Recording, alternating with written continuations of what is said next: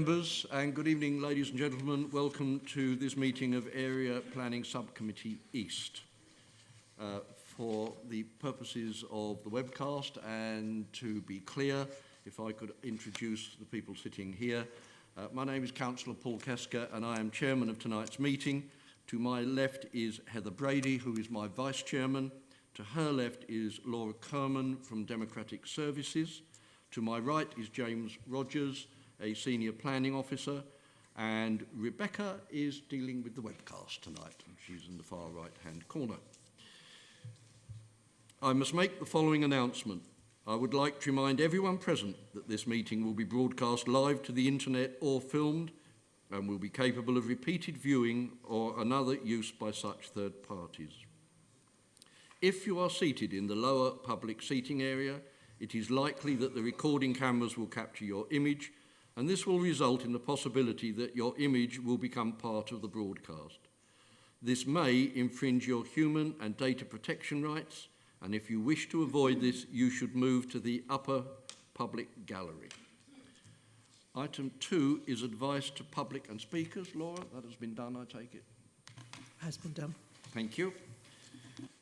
Item 3, and before I do that, I must say I will be a voting chairman tonight. Item 3 is the minutes, pages 9 to 18. Members, you've all... Yes, Councillor Morgan. Just a minor point, Chairman, on page 11 of the minutes of the last meeting, the parish, regarding the fox at Matching Tie, you've got the parish as Roydon. I did mention it last time, but it's about 5 miles from Roydon. So if that could be changed, please. Right. Well, we've not managed to move Roydon further into the district, so if that could be corrected, please. With that exception, do you find that the minutes are a true record? Thank you. Number 4 is apologies for absence. Apologies of absence received from Councillor Stalker and Councillor Bedford. Thank you. Number 5 is declarations of interest. Are there any declarations of interest? Yes. Councillor McIver first, sorry, and then Councillor Whitehouse. Thank you, Chairman. A non-pecuniary interest in item 9. I will remain in the meeting and I will vote. Thank you. Thank you. And Councillor Whitehouse? Chairman, I will leave the chamber for item 11 as the property is right opposite my house and obviously impacts me. But in the report, it says that 8 neighbours were notified of the application. I wasn't notified, so it just seems odd. I will leave. I will pass that on to planning. I am aware we've had the situation before where planning have said under the law there are certain things they have to do, but there are quite a number of things that we may think are sensible which they do not have to do by law. So I will pass your comments over. James, would you take that back to planning? Thank you. Number 6 is any other business. Do we have any other business? No, thank you. Number 7 is the Epping Forest District Council Planning Policy Briefing Note. This is that the local plan, although not yet accepted in its final form by the inspector, has to be taken into consideration in our decisions. Number 8 is site visits. Members, is anyone going to ask for a site visit on any item on tonight's agenda? No. Could I thank those officers and members who came along to look at Greenstead Road, Ongar, which was, I think, very useful for everyone to actually visit the site and have a look. In which case, we will take number 9, which is planning application 2627, land at Greenstead Road, Chipping Ongar, and Ian Ansell, a senior planning officer who is on Zoom, is going to talk us through the application. Good evening, Chair, members. Can you hear me clearly enough? Yes, I can hear. Okay. Let's see if I can find the presentation. Are you seeing a site plan now? Not as yet. Or not as yet. Okay.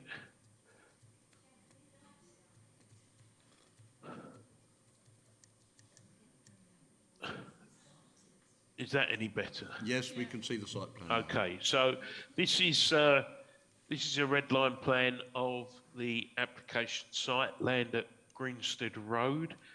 The site comprises 3.32 hectares net area. To set it in its context, it's shown on this plan as with the yellow hatchings, which is taken from the Ordnance Survey database, and the yellow hatching merely indicates that it's an allocated site.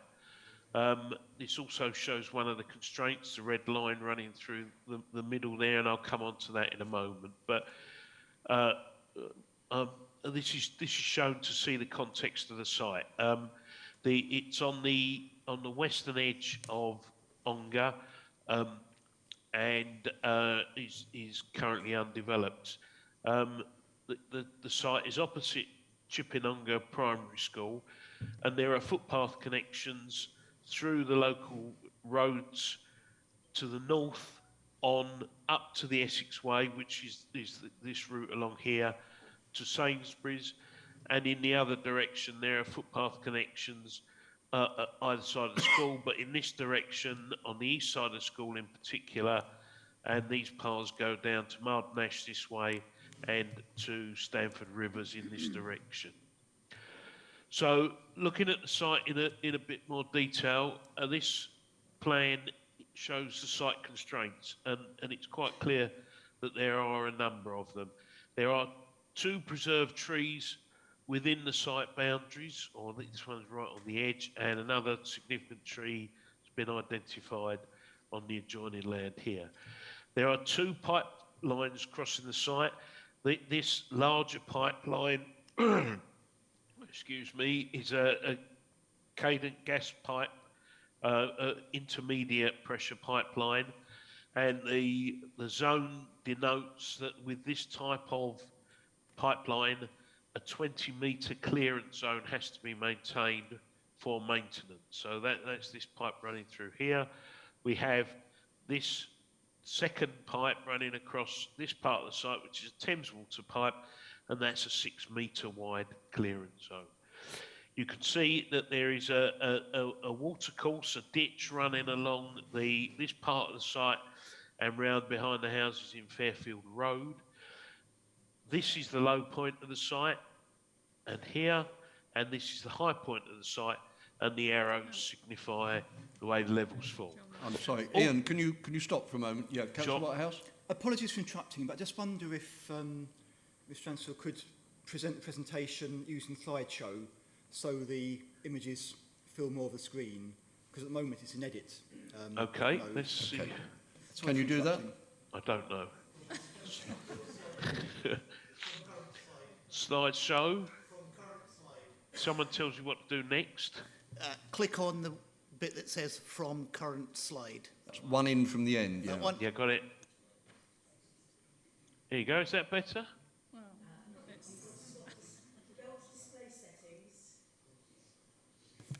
Guys, display settings. Okay, and then switch swap presentation. That's it. Click on there. Ah, That's about as good as you're going to get, I think. much better. Thank you. You have a lesson in technology as well, so thank you. Yeah, yeah. So, okay. Yep. Shall I carry on? Yep. So the other constraint that we've asked the applicants to put on is the access road.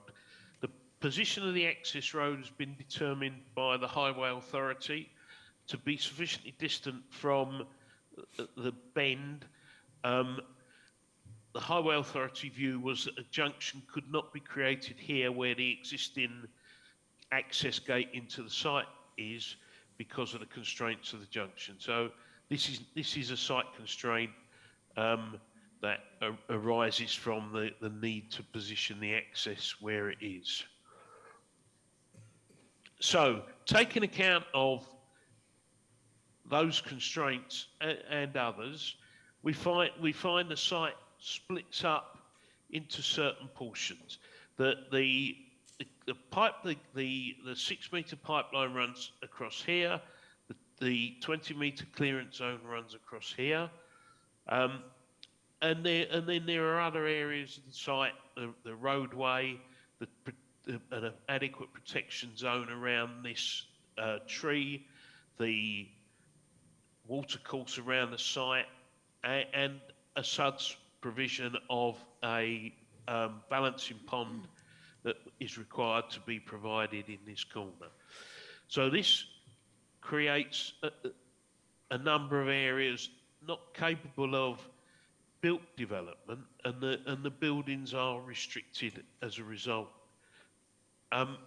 So moving on to the site layout, this gives us a site layout of dwellings, 95 dwellings in total. The application also includes a route through to the school from Fairfield Road, pedestrian route, shared surface, which goes back to the footpath links that I showed you earlier, and the fact that that has been designed to provide a connection to that footpath network without the current need to go around the road.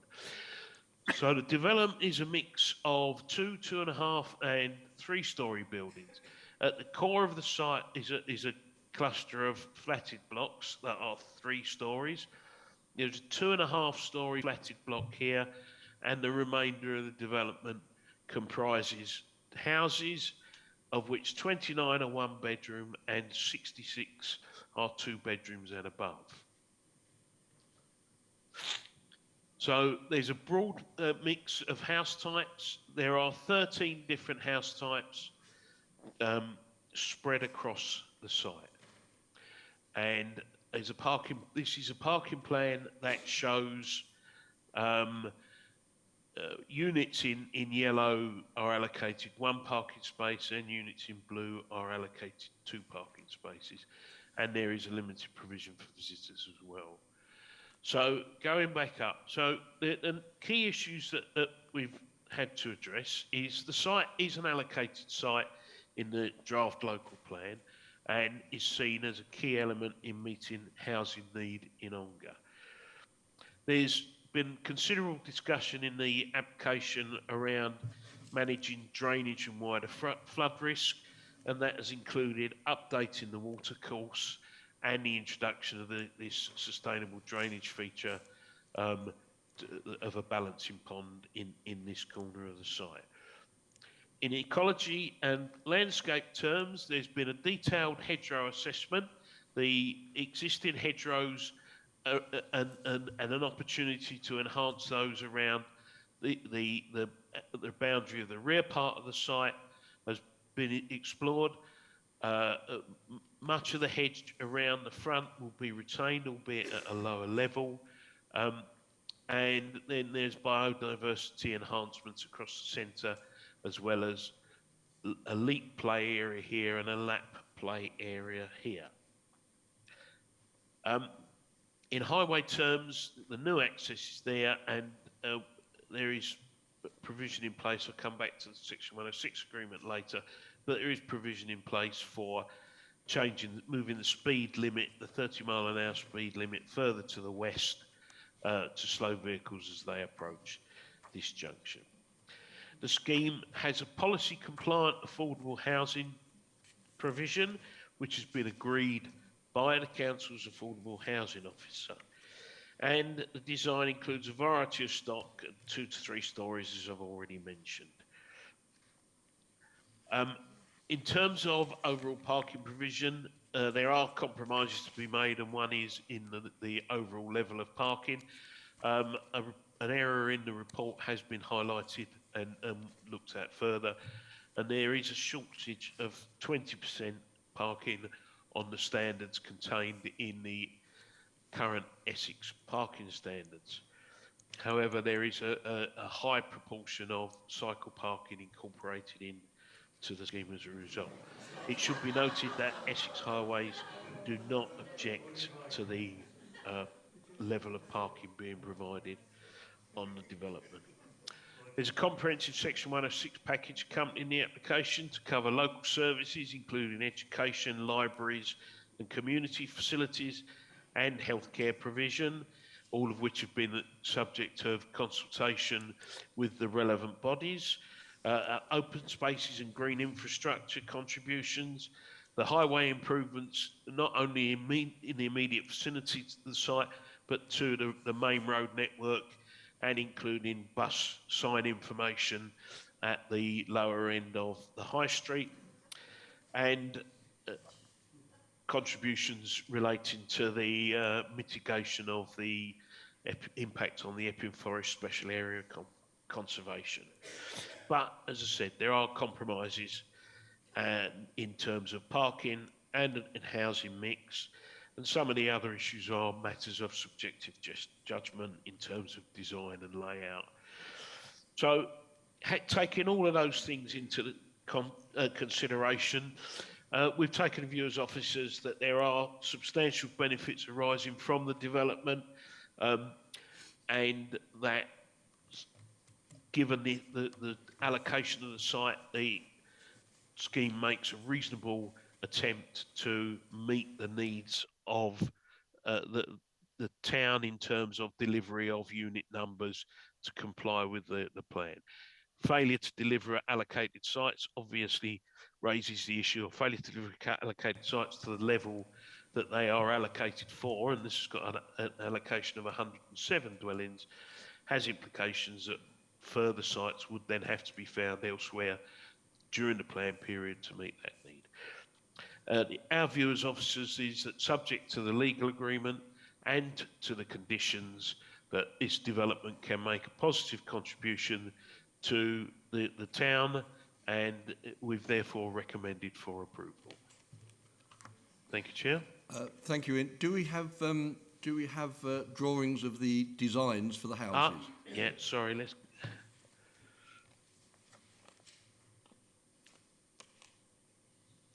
Sorry, let's... So, here are sample elevations. These are the buildings that you will see from Greenstead Road. So, the top street view, it goes effectively from the pedestrian walkway through to the school, round to the access. The hedgerow is not shown on that, just to give the architect tried to give an overall context. And there on the bottom half is the rest of that, and you can see the access road in the lower corner. So this view west, including the pedestrian routes to school. So this top one shows views of the buildings from inside the development, and through the gap in the middle is where you will find the primary school. And the lower image is of the plots adjacent to the balancing pond and the area adjacent to that. So this set as a whole shows the buildings in linear form, where Fairfield Road properties are to the rear. So on the top image starts at the rear of the site. You come through with a mix of house types, 2.5 story and 2 story with a gable. The second image is the middle section, so that's the preserved tree in the centre of the site and the open space around that.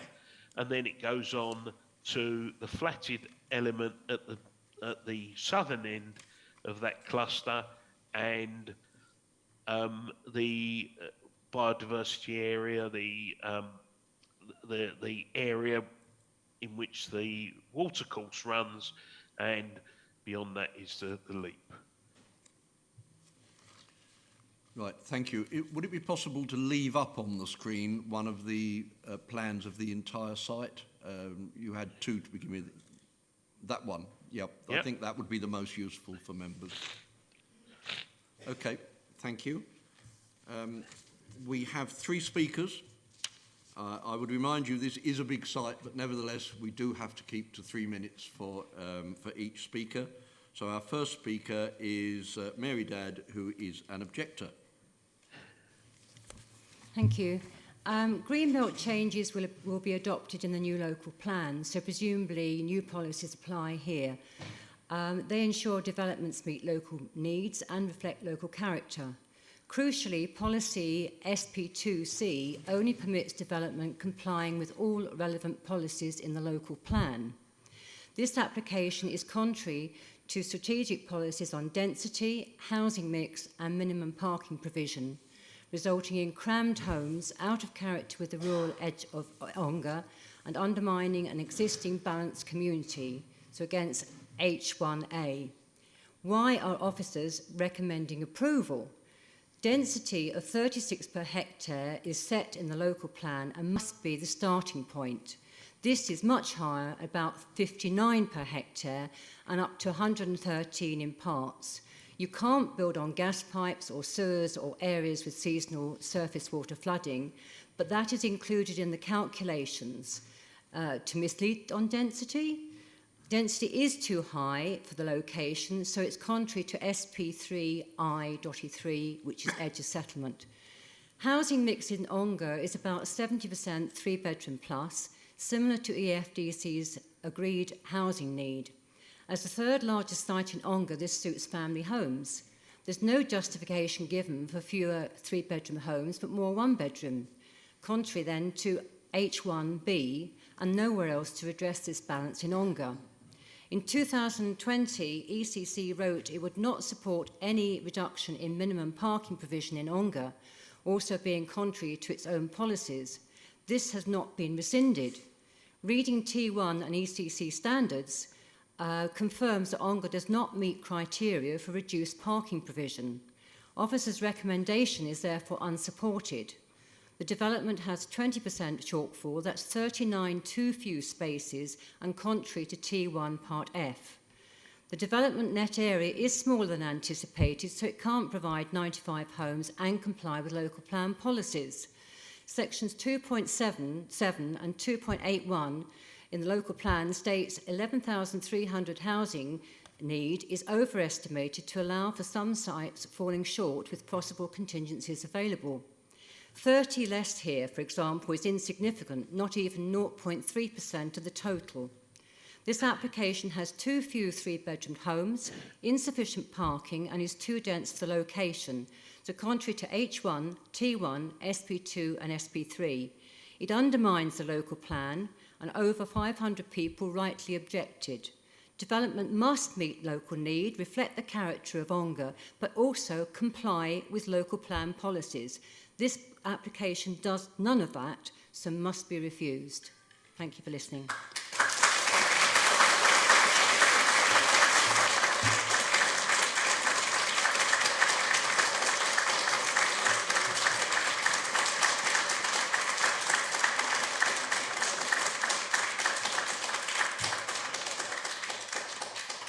Thank you. Our next speaker is Councillor Derek Birch, representing Ongar Town Council. Thank you. Ongar Town Council gave a detailed objection, which is in your agenda pack. These objections still stand, including being contrary to local plan strategy policies and parking provision, density and housing mix, as we've just heard. The consequences is that the proposal is overdeveloped for the site. The designing and messing is completely out of character with the rural location of Ongar, as confirmed in the Ongar Design Guide 2019, so we dispute the officer's subjective comments. Only 3-storey flats in Ongar in the town centre or adjacent to shopping parades, the latter being mansard roofs, so no higher than traditional 2-storey. Here, they are on high ground and will be predominant and overbearing. As a lifelong resident of Ongar, it has always been a balanced and mixed community supporting growing families with good schools and recreational facilities. Ongar's housing mix of approximately 70% 3-bedroom, 20% 2-bedroom starter homes and 10% 1-bed must be maintained.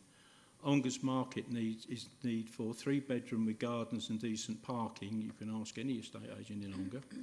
EFDC affordable housing need is 47% 3-bedroom and 18% 1-bedroom. There is no justification for changing this to 13 3-bedroom and 59% 1-bedroom. Tiny homes are barely above minimum standards for inner city where land is of a premium.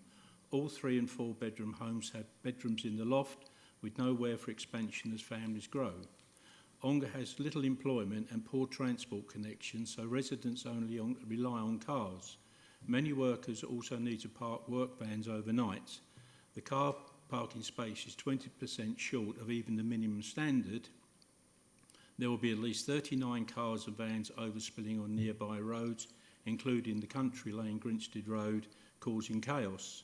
Essex County Council is adamant that it does not support any reduction in parking standards in Ongar as written to EFDC in October 2020.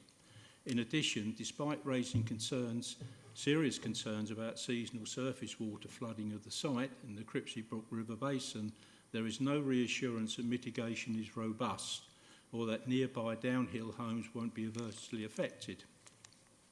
This application is contrary to strategic policy plans, including SP2, SP3, H1 and T1, and also disregards the NPPF National Design Guide and the Ongar Design Guide in respect of retaining and enhancing the local character. Please refuse this application. Thank you.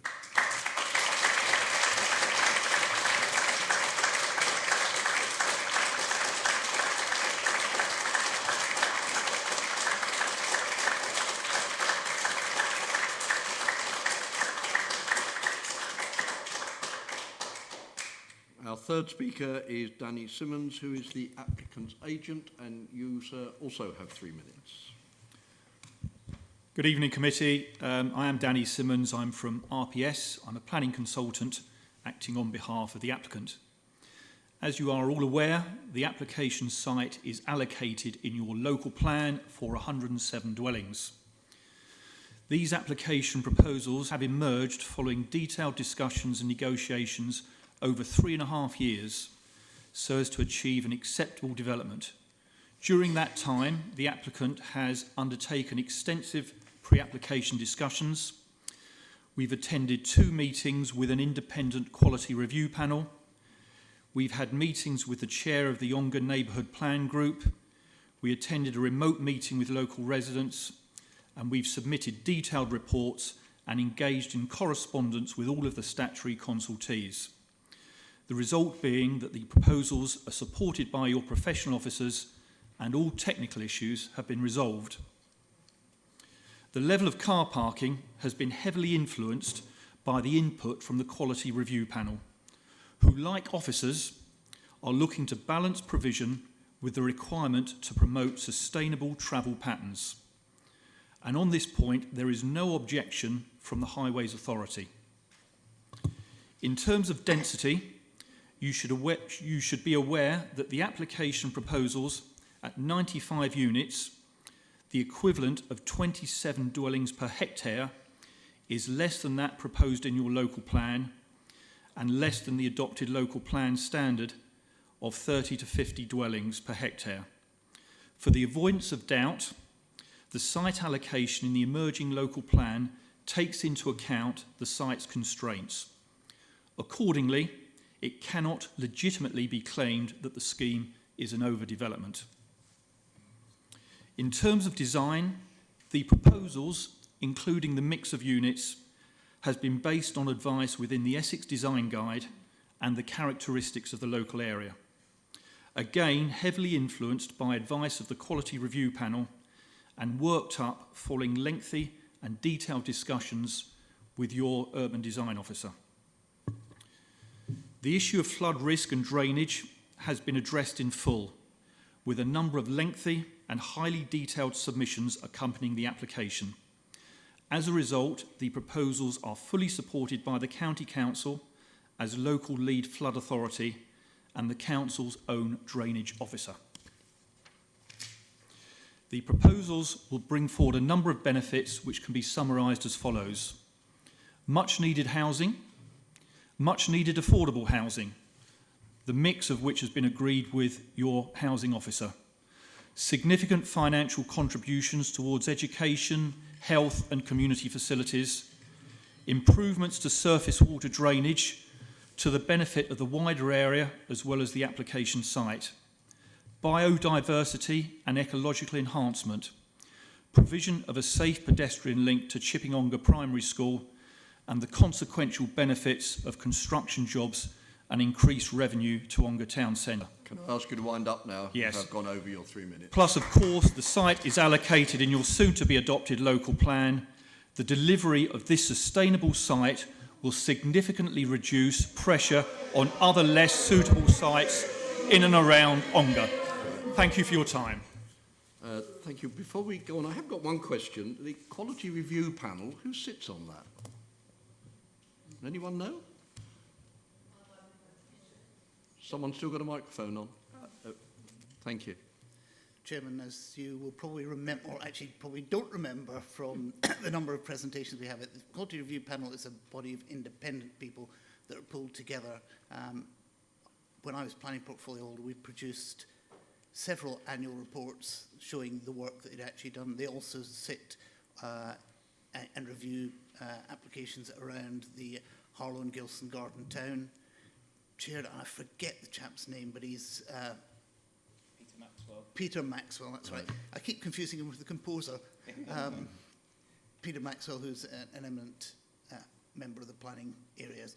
They look at the planning things from the Quality Review Panel. It's called out in our local plan. Right. Okay, thank you.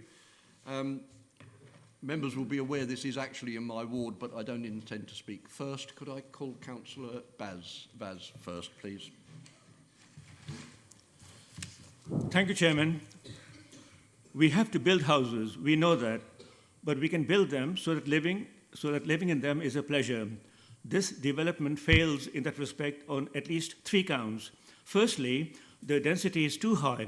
True density of the developed area is over 59 per hectare and up to 113 in parts, more suitable to urban town centres.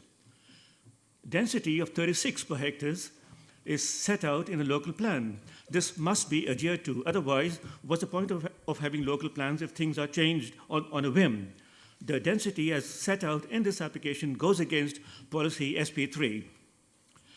Secondly, there is nowhere near enough parking. The 2-bedroom dwellings have only 1 parking space, whereas the Essex Design Guide and National Parking Standards gives an allocation of 2 spaces per 2-bedroom properties. I ask my fellow councillors to be aware that Ongar does not have reliable public transport service. It has limited local employment and amenities, and thus private vehicles are essential.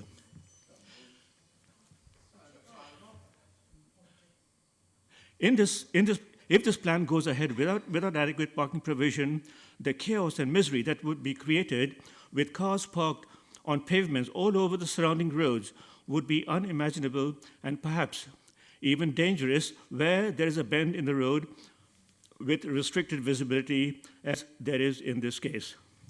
The parking provision, as they are, goes against policy T1. In fact, I have a letter here from Essex County Council rejecting another development in Ongar on grounds of inadequate parking. Just read a couple of sentences from Essex County Council to Epping Forest, October 2020. The proposal does not provide sufficient parking provision which could lead to inappropriate curbside parking in the vicinity. The High Street only has limited parking restrictions, and the proposal could lead to vehicles parking out on the A113 to the detriment of highway safety. Another sentence says, the Highway Authority does not consider Ongar to be an accessible location in terms of good access to other modes of sustainable travel, and consequently, a reduction in the parking provision would not be supported in this location. And finally, and thirdly, Epping Forest housing need is approximately 70% 3-bed, 20% 2-bed starter homes, and 10% 1-bed. Of the 95 homes, there are 17 too few 3-bedroom family homes and 20 too many 1-bed flats. Really? This goes against policy H1A. To summarize, we must apply our own policies on density, SP3, on housing mix, H1A, and on parking provision, T1F. None have been met in this application. What is the point in having policies? I ask that this application be refused as it is presented here, and suggest that the issues raised be addressed adequately and perhaps resubmitted. Regrettably, I'm unable to support this application. Thank you.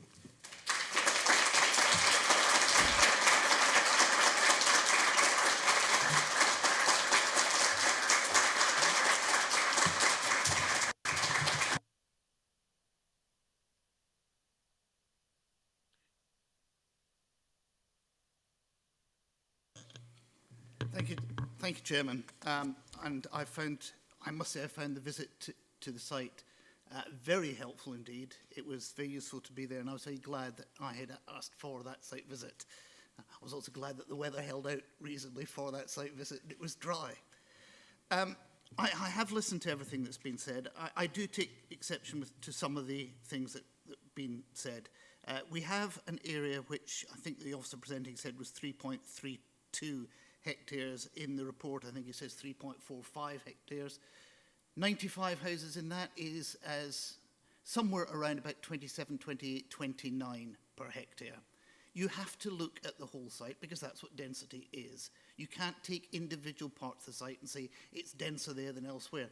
That's the way it works. And indeed, if we look at the site map on page 19, we can see a fair degree of density just to the east of this site, where there are a significant number of houses in what's almost a square. This site is allocated for 107 houses in the local plan. I do recognise that this is under the provision, which we have to be able to take care of. That does mean there's increased pressure elsewhere within Ongar and elsewhere within the district to account for that. There is a trade-off to be made on that, and some of that is to do with housing mix, some that is to do with parking provision. What it does say in policy H1A is a range of house types and sizes to address local need, including, and it's specific about this, including downsizing. So I think the provision of a variety where we have heard Ongar is underprovided with one-bedroom places gives the ability for downsizing, so it addresses that issue. I do recognise that it is not a sustainable location. I've been through all of the conditions. I'm not sure there's one that specifically calls out improvements around the bus stops area, and I think that is something that could be usefully added into this. I think this is a balanced application. I do think that we have to take into account the fact that it is within the local plan, which is now through main modifications and is rapidly approaching the point where it will come back to us from the inspector.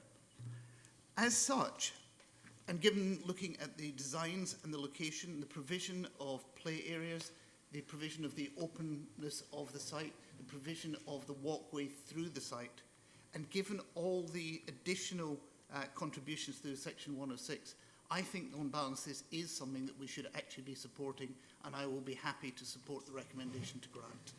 Thank you very much. Councillor Whitehouse? Janet Whitehouse? Thank you, Chairman. I support Councillor Baz's concerns about parking. As Councillor Philip has said, Ongar is not a sustainable location for transport, and most people are going to come visiting people there by car as our contractors. So I do share that concern. I think there needs to be more parking. But I'm more concerned about the mix of houses on the site. I had a long conversation with one of the local estate agents, and he said that there is demand for some one-bedroom flats. They tend to be people who are moving out from the outskirts of London and who can work for part of the week at home, but they do need to go to their offices, sometimes during the week, and they will have to go by car. But it's the mix rather than that particular car bit which I wanted to focus on. He said that, as the objectors have said, the demand in Ongar is for family houses, and that would be what people are wanting. And with regard to the two-bedroom properties, we have some flats, we have some houses. It's the houses that people want. So I feel, looking at the application here, that what we've got is an application that meets the needs of the local plan, the policies that say what distribution of housing mix should take place over the district as a whole. And I don't think it's really taking effect and taking account of what the needs of the Ongar community are. There's lots of policies quoted, and I just think we're going according to what the policies say and not what the community wants. So I will not be supporting this. Thank you.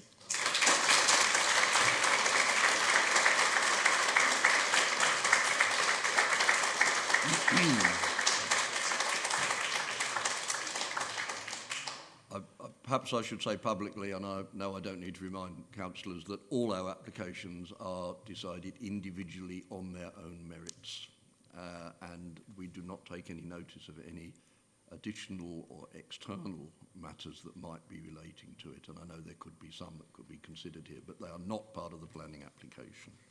Other councillors, right, Councillor Hollywood.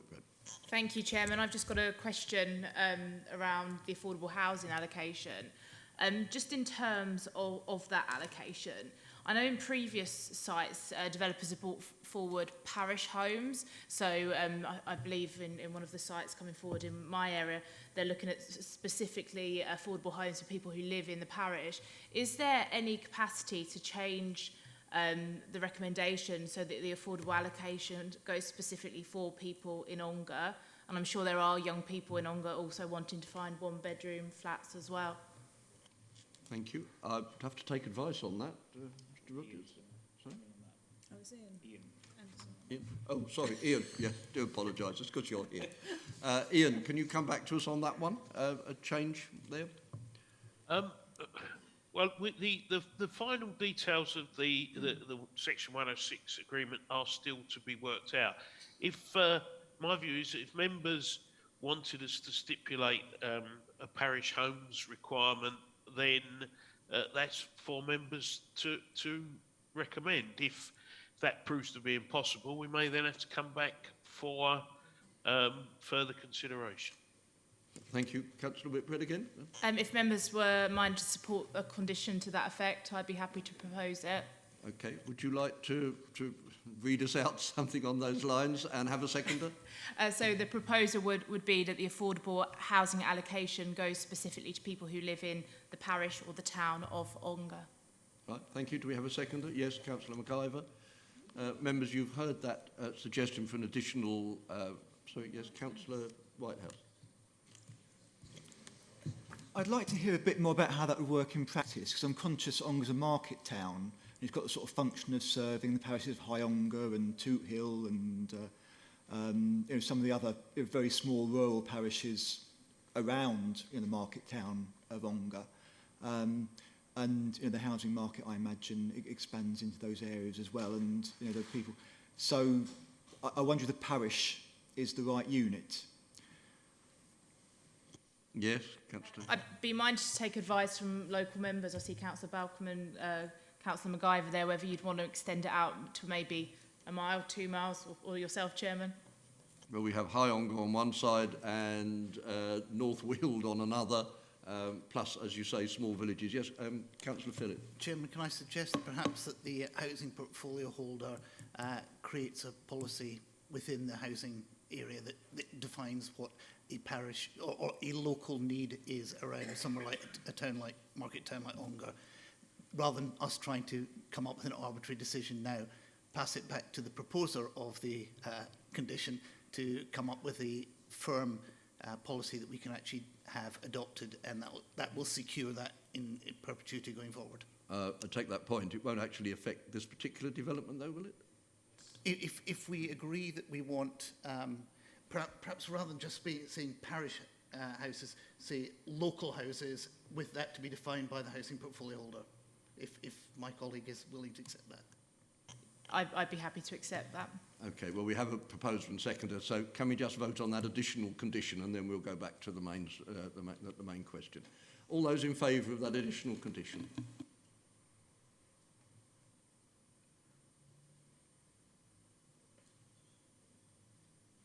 Against? And abstentions? Thank you, in which case that is carried. Right. Which other councillors? Next, Councillor McIver. Thank you, Chairman, and I welcome all initiatives to allow local people to buy local homes, and I think that will be advantageous should this application be approved.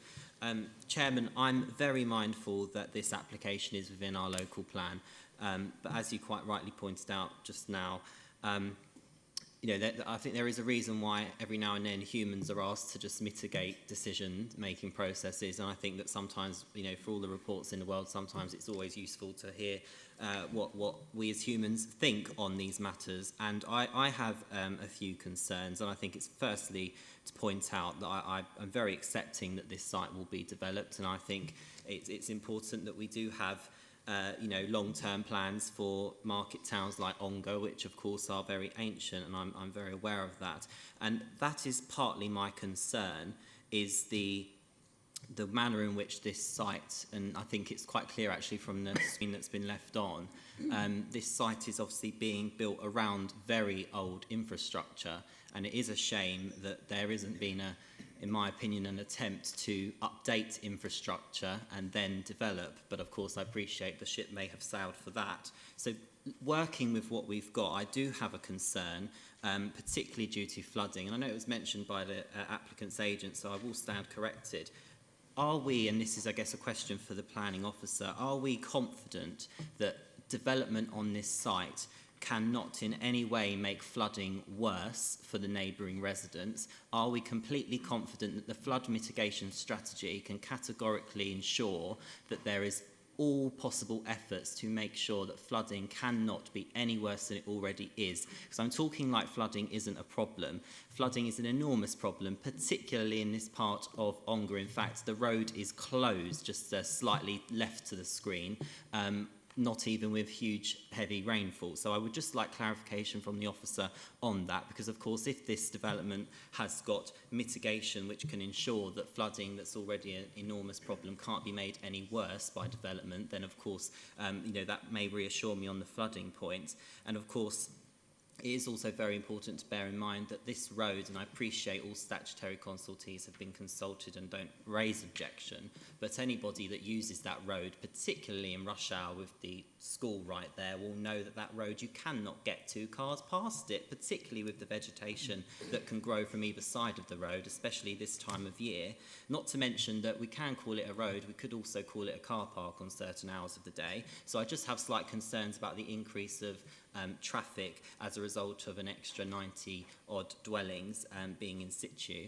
And of course, as already been pointed out, Ongar is somewhere that frankly you need a car or you can't live. And I appreciate that if you live in the very centre of town you can just about get by, but even people that don't have cars, there's a reason why there's lots of taxi firms in Ongar, and a reason why you can't get a taxi, because the service is overwhelmed because we do not have any public transport infrastructure. So I would just like to know how after 3 years of so-called negotiations we find ourselves in a situation where, and correct me if I am wrong, the parking has actually been, I feel, slightly reduced. If it started at 1.75 is now at 1.67, I would think that we would want to see after 3 years an increase in parking spaces, because the reality and the common sense of this matter is very straightforward. A 3-bedroom home can be home to 4 people with 4 vehicles, and if we're looking at an average of 1.67,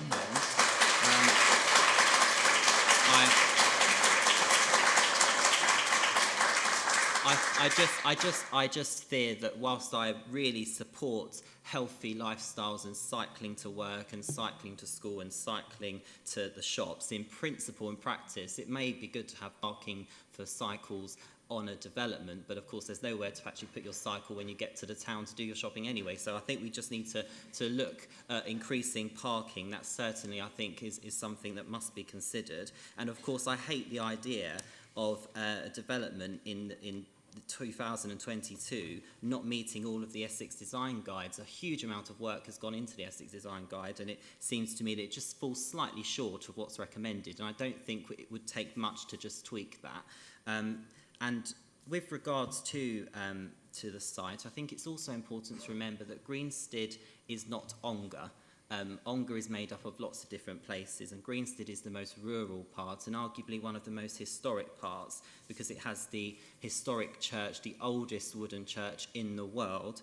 And I really do understand the need for 1-bedroom flats, particularly for young people, to help them get onto the housing ladder. I rightly support that, and we should. However, I think it's slightly over-dominant on that type of property, and I think as a family town with lots of family needs and an emerging and growing part of our district, I would like to see a bit more of the family units as opposed to the 1-bedroom flats. And of course, do we really want to set a precedent that 3-storey flats are built just walking distance from the oldest wooden church in the world?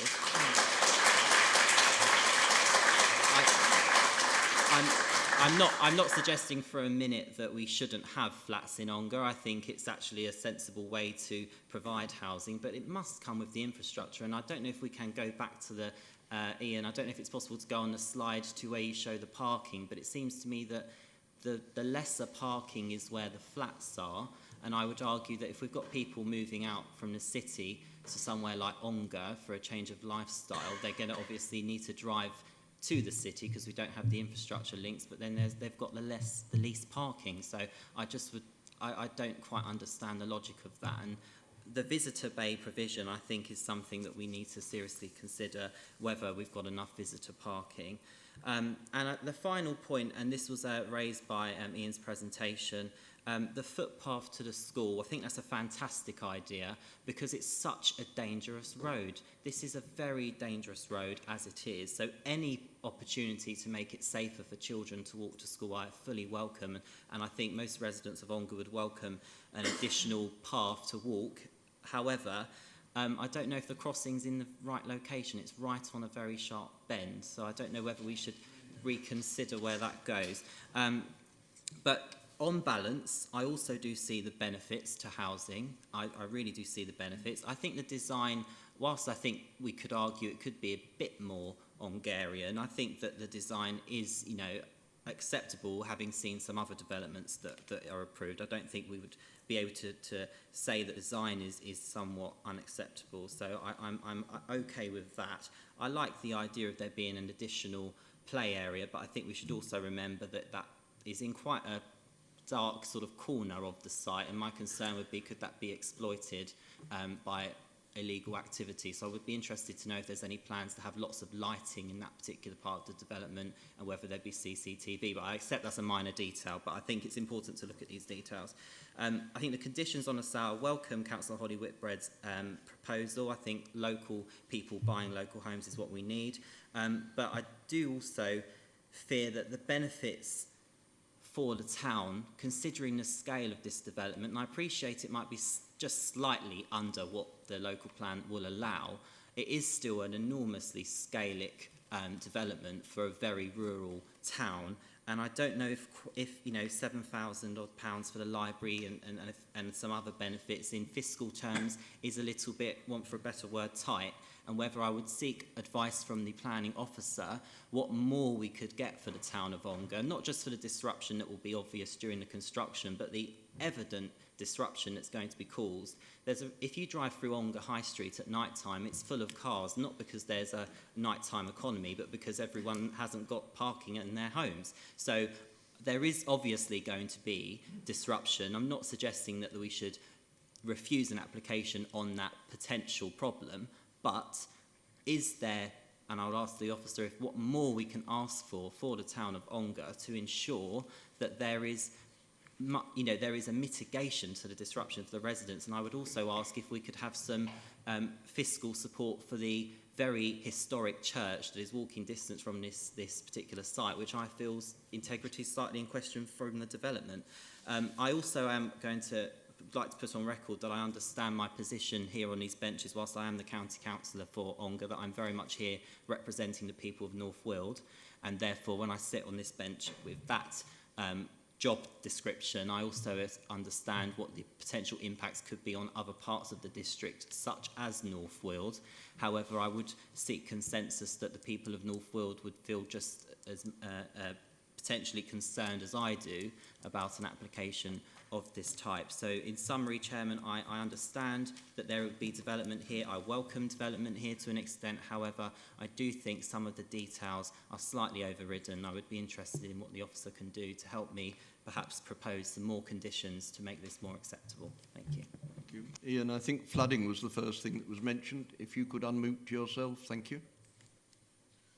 Thank you, Chair. The flood measures have been designed by the applicant's drainage engineer. It's been considered by Essex County Council as lead local flood authority and by the council's own environment and drainage engineers, and they've all come to the conclusion that the proposals will not increase the risk of flooding further down in the town.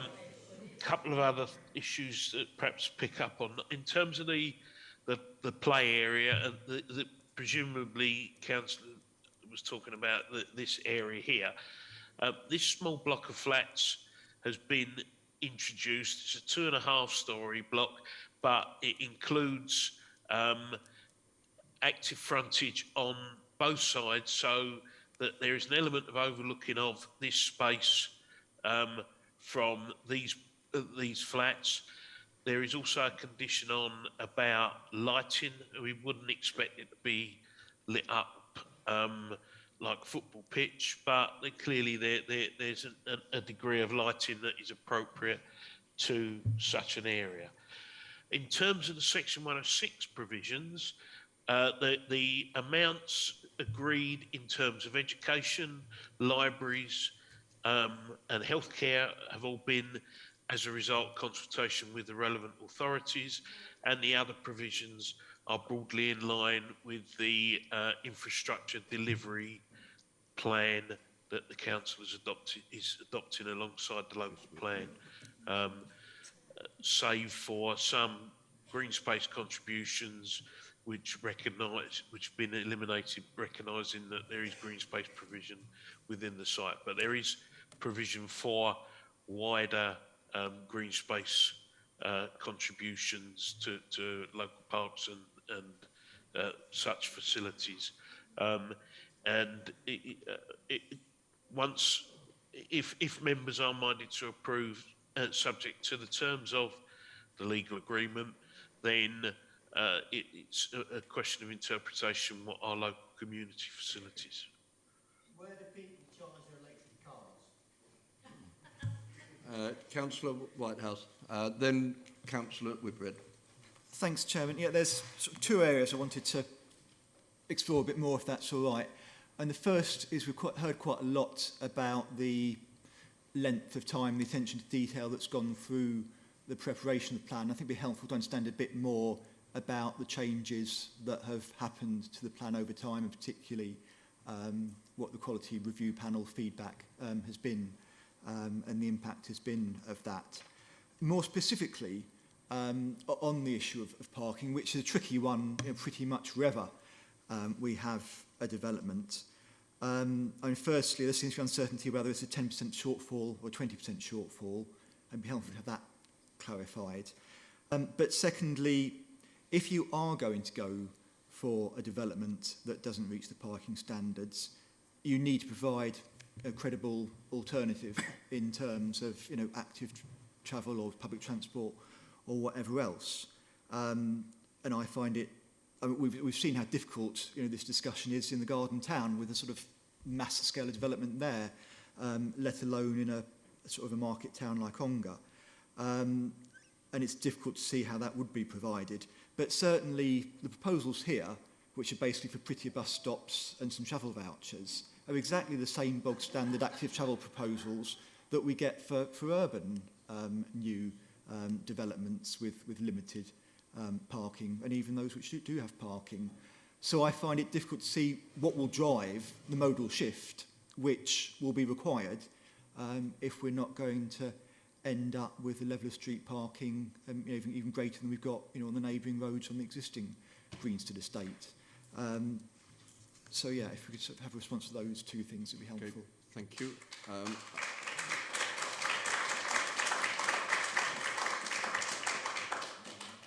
You did raise one interesting point there, which I think perhaps I should mention before we go on, that the fact that this is only the first of a number of developments around Ongar. And the standards that we set here could well be transferred onto other sites around Ongar, which would, in general,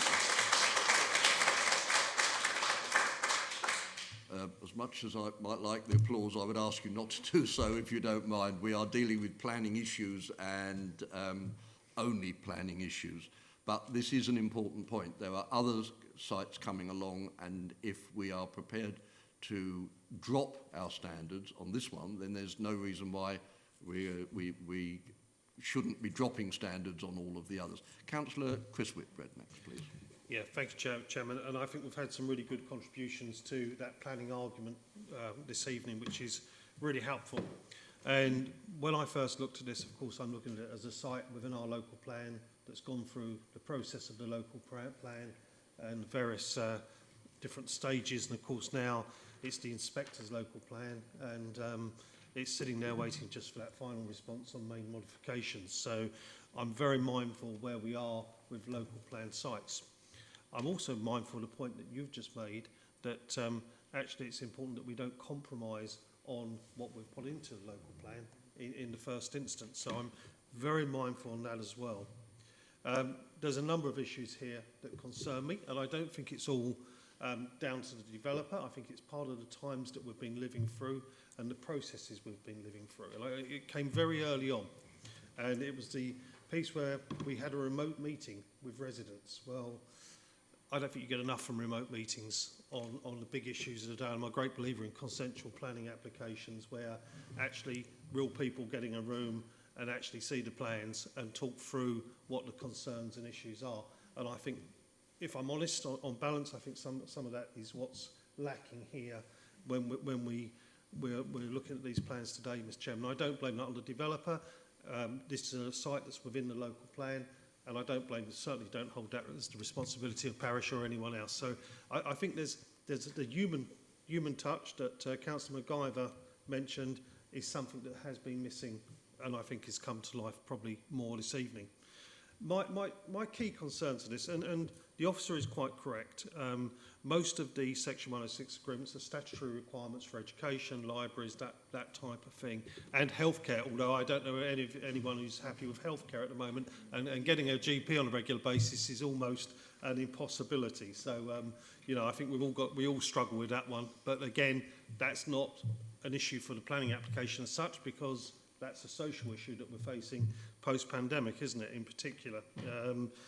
What I do have an issue with is when we talk about, as Councillor MacGyver picked up on, is yes, this may have gone through all the quality review panels, but we're talking about play areas. Have our community safety team been involved in that part? We talk about the safe pedestrian access to the school. Well, actually, yes, I agree with Councillor MacGyver. That's a great thing that we're going to have this safe pedestrian access to the school, but is it really safe? You know, where's been the community involvement in these things? And I'm really balanced on this application this evening. Yes, I'm concerned about the parking. Ongar is a rural town, a rural set of towns. If you live on the outskirts of Ongar, as we've just discussed about the housing requirement, which I think was a brilliant idea to increase the locality element of the affordable housing piece. But if you're living in Toot Hill, you're going to drive into Ongar. And parking's at a premium there anyway, you know, at the best of times, particularly around that area there. And we've heard what it's like during the rush hour times and school times, how busy it is. So flooding you can get round. Parking is a bigger issue. And actually falling down on our parking requirements gives me great concerns. And I believe there is a issue here of how we're going to build in community engagement to make the best out of the Section 106 agreements and the best out of the site. You won't get major changes now. Actually, the layout of the site, with no disrespect to anybody, I don't actually think is a major issue. I think it's actually quite a well-designed layout for the site. I actually believe, you know, it's in the local plan, and I accept that. What I have a problem with is the key areas where residents haven't been involved. Residents, you know, the community in Ongar itself have not been involved to a level I feel satisfied with. And I want to know how that's going to be built in for the future. And it's actually, the question you've just raised is, this is the first of a number of sites in Ongar, and I want to make sure that there's community involvement. I'm really balanced on this one this evening, Chairman, as you can tell. I'll go back to Councillor MacGyver and then Councillor Whitehouse. Thank you, Chairman. I echo the sentiments of Councillor Whitbread. I did just, one of my questions to the officer was about the reduction in parking. I just wanted to confirm that it was the case that the parking is less now, and seek advice on what we can do tonight, if there is anything we can do, to increase the parking for this particular development. You know, is it too late now? If it is, it's a very big shame, because I think it is for myself and possibly others a bit of a deal breaker. But what can we do to increase parking? And is it correct that after 3 years of negotiations, we have less parking spaces? Well, we'll ask Mr Ansell as to whether that's the case. I don't know whether he's aware of that. Can you answer that first, please, Mr Ansell? Certainly, Chair. Yes, the overall level of parking has reduced in the life of the application. That's partly in line with the QRP recommendations and general guidance. But equally, during the life of the scheme, the number of units has reduced as well. I think when we first saw this, it was over 100 units, and there'd been lots of modifications. Councillor Whitehouse did mention about the QRP input, and a number of issues around the site layout have changed as a result of suggestions that they made during the process. And of course, as the constraints have been identified during the wider process, and the need for the balancing pond to the size that it is, the volume it contains, and all of these things have mean that over the period the scheme has evolved into what is now before us. There was a question. Councillor White has also asked about measures to promote a modal shift in terms of travel. I think yes, there are new bus stops and new shelters, but a key element is that a real-time bus information service will be introduced to the bus stop at the lower end of the high street. That's something that Ongar doesn't have, and that's proved very useful to those who use public transport. In response to Councillor McIver, this is the scheme that's before members now, and to some extent a decision has to be made on it. It is open to members, I presume, to if they think that there's certain aspects they want reconsidered, it's open to them to defer, and we'll go away and we'll talk to the applicant some more about those aspects of it. Okay, thank you, Mr Ansell. I think, to be clear, as I understand it, we can put conditions, but the scheme as a whole, we either have to approve or refuse. It's the one that's on paper in front of us tonight. So it's actually quite a clear decision that would have to be made. Councillor Whitehouse, did you want to come back? Okay, all right, thank you. Any other councillors?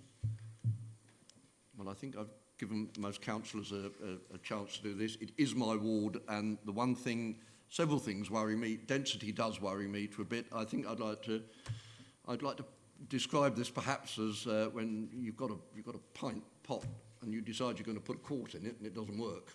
Well, you think about, let's find a better idea. We'll try and get a pint and a half in. It's still going to overflow, and I must admit the density does worry me.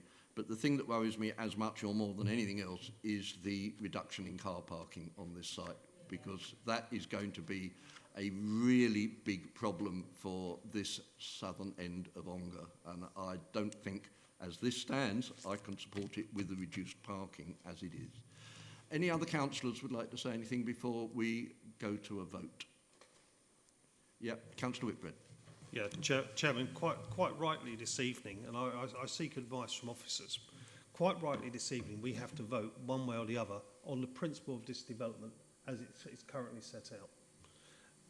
Which is why, for someone like myself, this is a very balanced decision, because it is within the local plan, but I can see the issues around it, and I really do believe that this would have benefited from proper community engagement and consultation. I believe we should take a vote on the application this evening. I'm mindful to stand, and I hope others might join me, to send it to district development. In between which time I would hope there would be some consultation with the local community through the parish council, town council, my apologies, through the town council, and I would hope that some consideration could be given to the parking situation, and I would hope that the community is listened to about the safe walk to school pathway and some of the other issues. And I just believe that may be a way, when it comes back to district development, that at least the community has had its say on a site that is within the local plan. Thank you. Councillor McIver, then I'm just going to explain what that process is.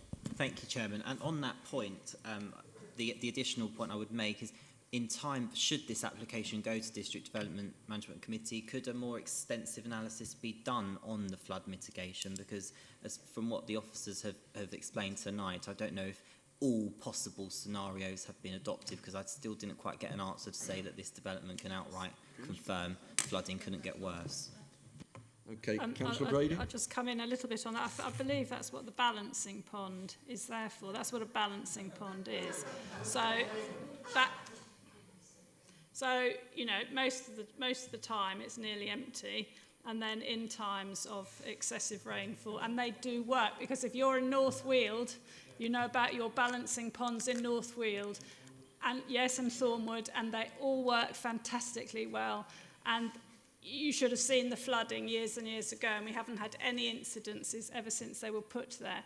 I think what people have to understand here, I understand all the feelings.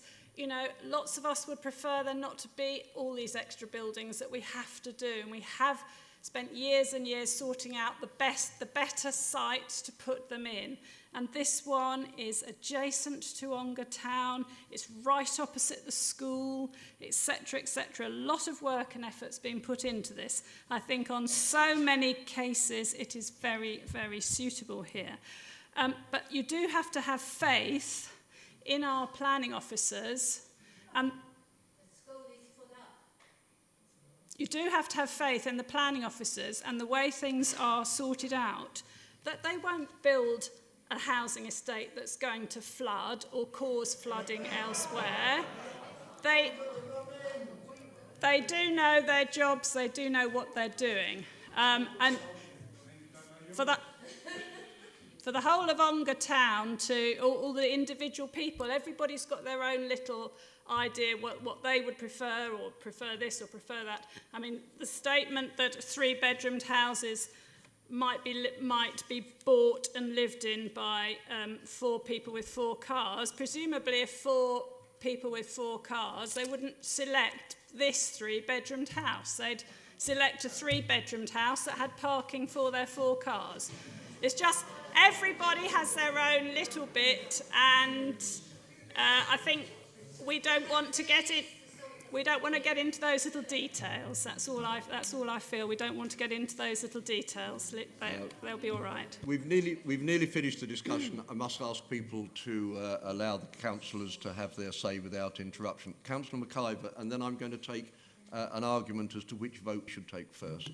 Thank you, and I thank Councillor Brady for that, and I understand, I've read the report about the flood mitigation that this development has. However, my question was, if it was to go to another committee, have we really done everything we can? Because, of course, Ongar floods regularly because of the Cripsey Brook and the potential, one could argue, lack of mitigation for many, many years. So could more be on offer, perhaps working with the developer in time for a future meeting? That was my question, in order to try and make flooding less of a problem. I think, before I go to Councillor Whitehouse, I remember sitting here listening to the Rivers Authority a number of years ago, saying that they intended to build a bank across the Roding Valley to the south of the town, with the direct intention of flooding all of the fields to the south of Ongar, rather than flooding the larger towns further downstream. And of course that hasn't been built yet, and we have no idea quite how that is going to affect the Cripsey Brook or the Roding as it goes round Ongar. We just don't know if that is going to have any effect. Councillor Whitehouse, and then I'm going to go to a vote. I want to take some advice on that, which vote we should take first. Chairman, Councillor Whitbread put forward issues that he feels that DDMC needs to consider. I feel that the housing mix needs to be added as well, because that's a really important consideration. Well, I don't think. I mean, we're voting for or against the application as it is. Yes, Councillor Phillip. Chairman, given what you've just said, we are sitting here with a recommendation from the officers to grant. It's probably easiest to take that as the starting point and see where we go from there. Okay. Members, the recommended decision is to grant permission with conditions, and there is one additional condition that has been voted in. All those in favour, please show now.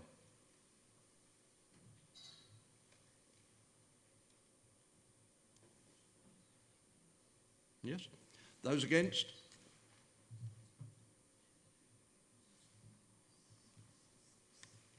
And abstentions?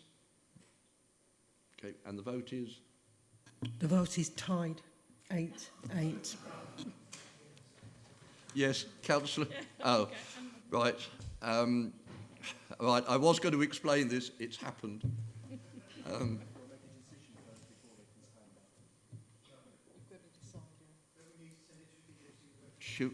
Do we have to give a decision before it goes to district development? If I could just explain to people here, we have a system within this council that if a proportion of a planning committee, in this case by standing up, demands that an application go to the district development committee, which is our senior planning committee, then it is sent to the district planning committee for a decision. But that does give time for other matters to be taken into consideration and for revisions to be made to the application before it's heard. So we've had 4 people, I believe, stand up at this point. So, yes, Councillor Phillip. If I can address the comment from the balcony about making a decision, if you choose not to use your vote, then we have made a decision that we're tied. And that stands as a decision, does it? It does. There is no other way to resolve it. Right, okay. Well, in which case the decision, okay, the vote is tied and 4 members have stood up to indicate that they wish this to go to district development. Councillor Whitehouse? Chairman, don't you as chairman have a casting vote? That's what's happened before. I'm not actually sure that I do have a casting vote. And Chairman, you do not have to use it.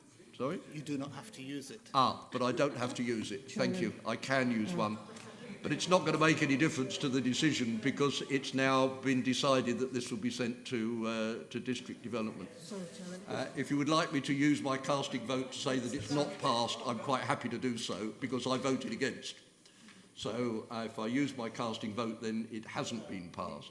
But the matter is going to go to district development anyway. Yes, Councillor Whitbread. Anyone got a... Thank you. Chairman, I think in this instance it would be better if this didn't go up to District Development Control with a recommendation. It is a tied vote, and normally the Chairman in these sort of circumstances would go with the recommendation that is in the report, which would be a grant recommendation. I would recommend that we do go with a tied vote and that we make a very strong recommendation to the members of the District Development Control Committee, which is the senior committee for planning on this council, that they go for a site visit prior to the meeting. I also made a number of suggestions earlier on. I would strongly recommend that the applicant arranges a proper consultation meeting with the town council to take on board some of the concerns and issues. And I would hope by the time that it comes to district development control that some of the issues and concerns could have been addressed. I'm sure you'll never get to a complete consensus on a planning application. That's almost an impossibility. I've been doing this for too long to realise that's achievable. This site is within the local plan. It will at some stage be developed because it is within the local plan. And it's a matter of finding that right balance. And I believe there's a lot of good work has been done over a long period of time, as we've heard. But I think that piece of human touch is missing. And I think that's because the original consultation was done remotely. And I think that some of that could be resolved. That's what I would hope for by the fact of it going to district development control. Okay, thank you. If you want to propose that as a motion, I get a seconder, it can then go to DDMT. What to go? What that it be Considered by DDMT for whatever reason, so if you propose that. Should I do that? In which case I will propose that it is sent to DDMC. It will be seconded by Councillor Phillip. All those in favour? Against? Abstentions? I think there should be 2 abstentions, but yes, thank you. In which case this matter will be sent to district development, and one would hope, as Councillor Whitbread has said, that these further consultations will be taken upon, so that we can, if necessary, produce a yet further improved application when it goes to them. Councillor Chairman, just for one quick question of the planning officers, would it be possible for the applicant to make some modifications to the plan before it went to DDMC and it go forward from that point of view? Mr Ansell, that's a question I think for you, if it will be possible for alterations to be made before it went to district development. I might defer to James. I don't know the answer. I'm not sure. Obviously, we can talk to the applicants again about the outcome of this meeting and see what we can do. But I don't know whether procedurally it has to go straight as it stands. Well, thank you. I see we've got Mr Courtney on now. Would you like to add something? Yeah, I didn't know if it was maybe easier for me to jump in here rather than lumber James with this question. It is unusual to make amendments between a area planning subcommittee decision and a DDMC decision. Obviously, the correct procedure would be that DDMC will be making a judgment on the application that you yourselves have seen. You've made a judgment on the application before you, and they would usually do the same. But I'm happy to agree that we can go away and at least have discussions with the applicant about potential amendments. And we can see, again, if there's time before the next DDMC. I know there is a looming deadline for the next DDMC, but that may be too soon anyway, so we may have time to go back and have some discussions, and we can see about. Obviously, they may not be willing to make any changes, so it may be a moot point anyway. But yeah, certainly, I think we can procedurally approach them, discuss that, given the strong feeling of the subcommittee. Okay, thank you very much. Yep, Councillor Jones. Thank you, Chairman. Could I just very quickly add could I just please reiterate Councillor Chris Whitbread's request that a site visit is arranged for members of the DDMC. The site visit was exceptionally useful, I think, for the discussions. I think also it's important we get this right. And yes, ideally it should go to the next DDMC. But I think in this case, if more time was needed for further discussions, then it might be a case when it could be postponed to the second DDMC from this date. Yes, I would certainly agree with that. I think it's important we give the time necessary to get it right. Getting it right is more important than getting it done quickly. Yeah, okay. Absolutely. I'm now going to, with permission of the committee, just have a 5-minute break so that members of the public can leave us. 10 minutes? Okay. 10 minutes then. We'll call off for just 10 minutes and then go on with the other items on the agenda. And thank you all, and thank you for those who've come along tonight. We'll now take applications 10, 11 and 12 are being handled by James Rogers, who is here in the chamber with us. So we'll take number 10, which is 1787 Bushes, Windhill, Magdalen Laver. Thank you, Chair. I'm just going to share my screen.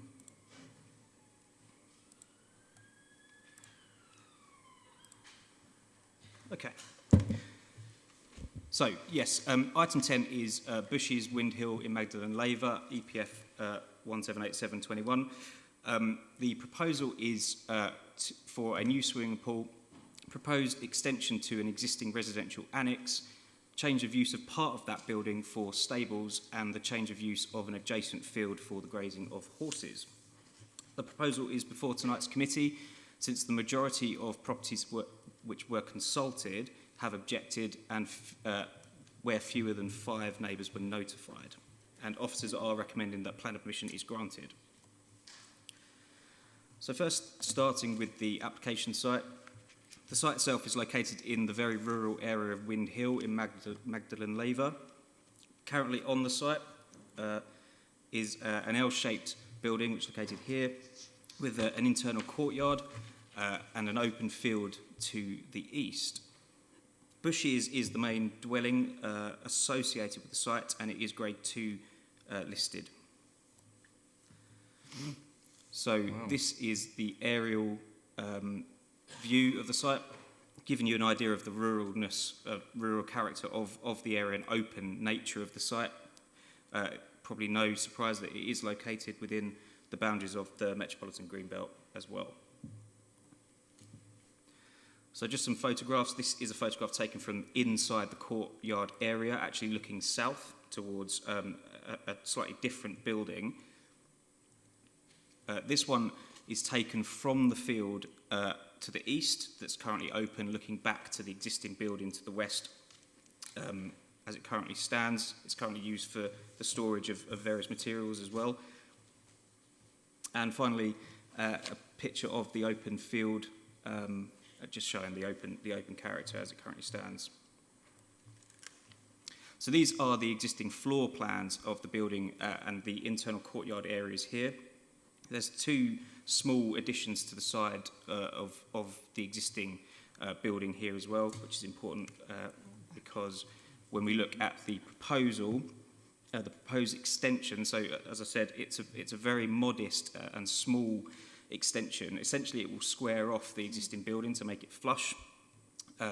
Such an extension is not a disproportionate extension to the building in the Greenbelt. The provision of the swimming pool is inside the courtyard area, where you would expect to see more, I'd say, domestic things as opposed to on the other side of the building. Again, this facilitates outdoor sport and recreation, and it's not doesn't cause any harm to the Greenbelt in that respect. And as I said at the start, the proposal is also to convert part of the building into two stables. So that's in the southern section of the site here. Again, the change of use doesn't cause any harm to openness. So these are the proposed elevations of the building. The building would clearly still be of single-storey design and have the appearance of, I suppose, a building that you would expect to see in a rural setting, finished with black weatherboarding and a slate roof. As I said before, the dwelling to the north, Bushes, is Grade 2 listed, and the Conservation Officer has commented that the development as a whole has been well designed and will serve to preserve the original character and experience of that listed building. As I said as well, the domestic elements have been kept very much inside the courtyard and do not extend beyond towards the open field. So again, that just preserves the original experience of the listed building to the north. And finally on this, as I said at the start, this also proposes, the application proposes to change the use of land to the east, and this is for the grazing of horses, this area here. Obviously in connection with the stables. Again, the proposed change of use facilitates open sport and recreation, retains Greenbelt openness and doesn't propose any building, so it's not inappropriate development. The size of the paddock meets the standards required for keeping horses, as noted in the report, and that goes for the new stables as well, which is an appropriate size. The environmental health team were consulted as part of the application, and subject to conditions requiring the stables, annex, pool, etc., being only for domestic purposes, not for commercial purposes, as well as a detailed mitigation package to prevent obtrusive noise and vibration to Hazel Barn and Walnut Barn, which are separate dwellings in relative close proximity. They don't have an objection to the application if those conditions are imposed. Both of those conditions are attached to tonight's agenda and are recommended to be put on. So just in summary, it is recommended by officers that planning permission is granted subject to the conditions set out in tonight's agenda. Thank you.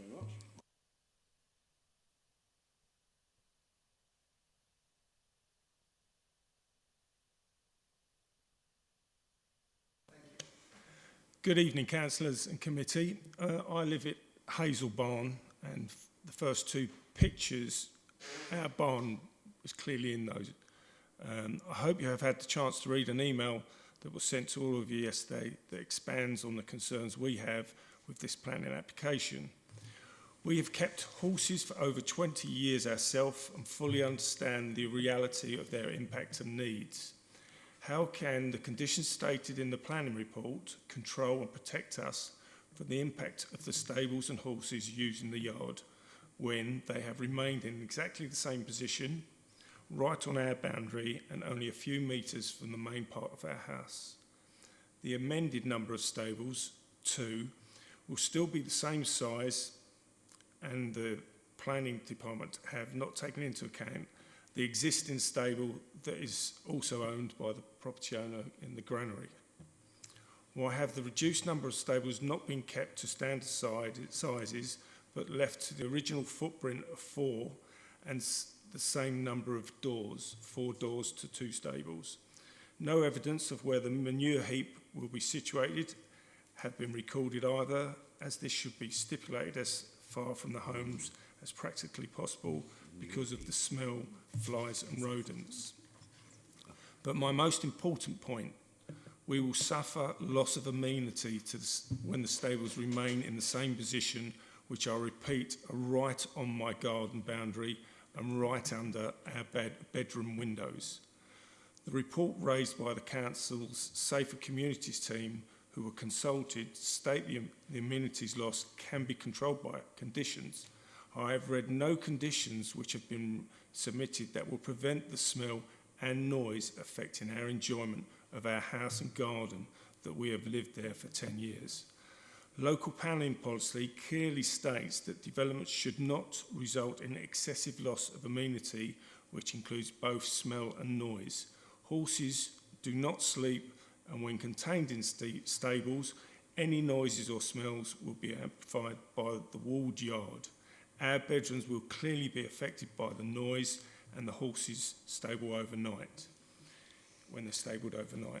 If the planning officers and applicant think the stable position will have little impact when so close to people's homes, then why don't they build the stables close to their home and turn around the planning so that the house part of it is nearer our boundary and not the stables? I simply ask each of you, would you accept stables built a few metres from your home, garden and bedrooms? Our loss of amenities is clearly going against the planning policy. Please refuse this application, and thank you for the opportunity to speak. Thank you very much. If you could turn your microphone off. Thank you. Our next speaker is Rob Ellis, the applicant, who is via Zoom. Thank you, Mr. Chairman. Appreciate your opportunity to speak with regards to the application.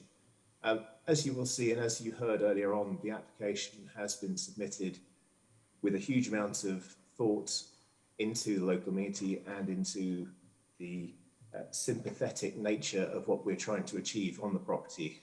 As you are aware, the property is Grade 2 listed, and we wanted to make sure that the application maintains that status at its highest level. We have felt that the design of the, in particular the stables, facing away from the buildings, any of the other residential buildings, so that they can't actually see them at all, is far more beneficial than creating or looking to put stables on skids and the other part of the land. It creates a much cleaner environment, which is certainly something that we're trying to maintain within that green belt and not put any additional buildings on the land at all.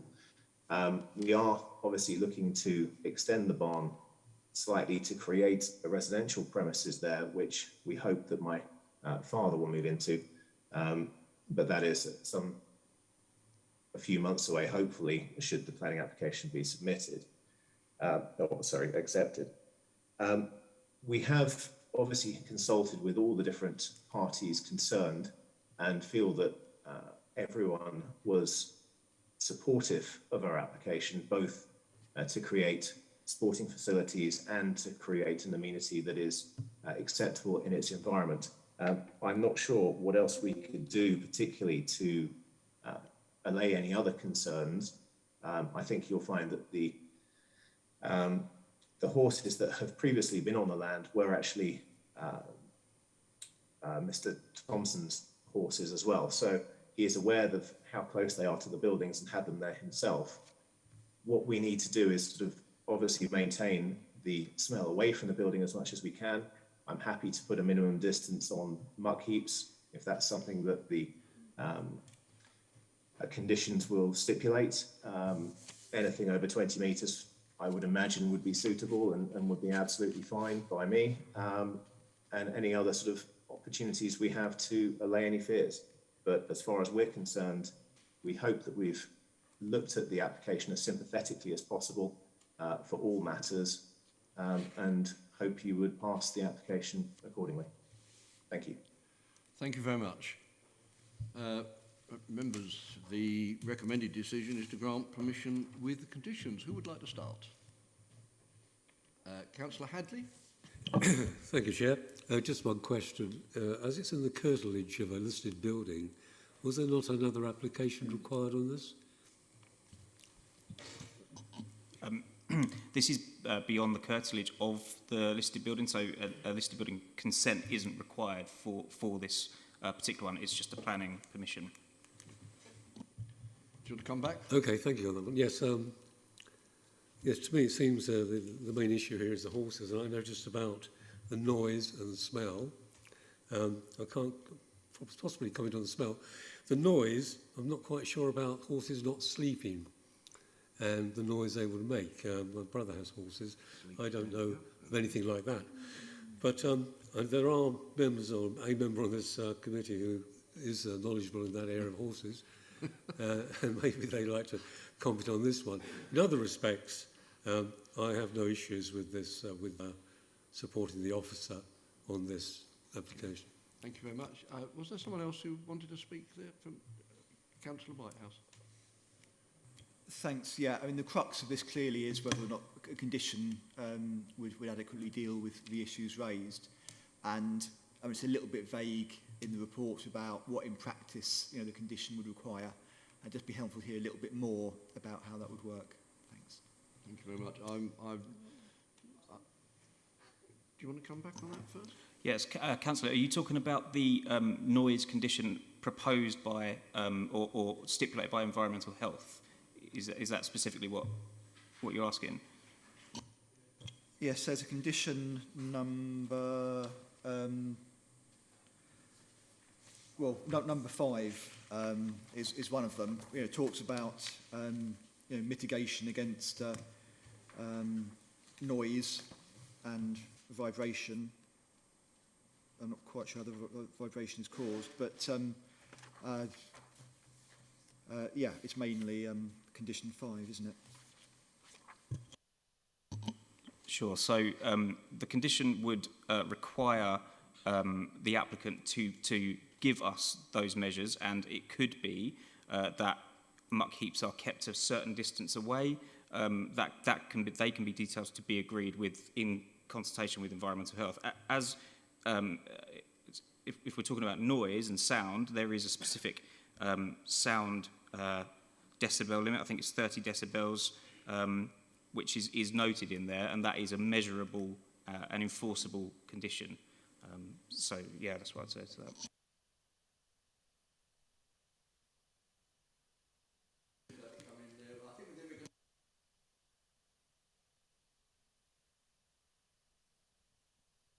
Chairman, perhaps I should listen to what Councillor Brady has to say first with her knowledge of the equestrian world. Oh, right, sorry, mine's gone back on. Do apologise, right, my microphone went off. We also have Councillor McCready on Zoom.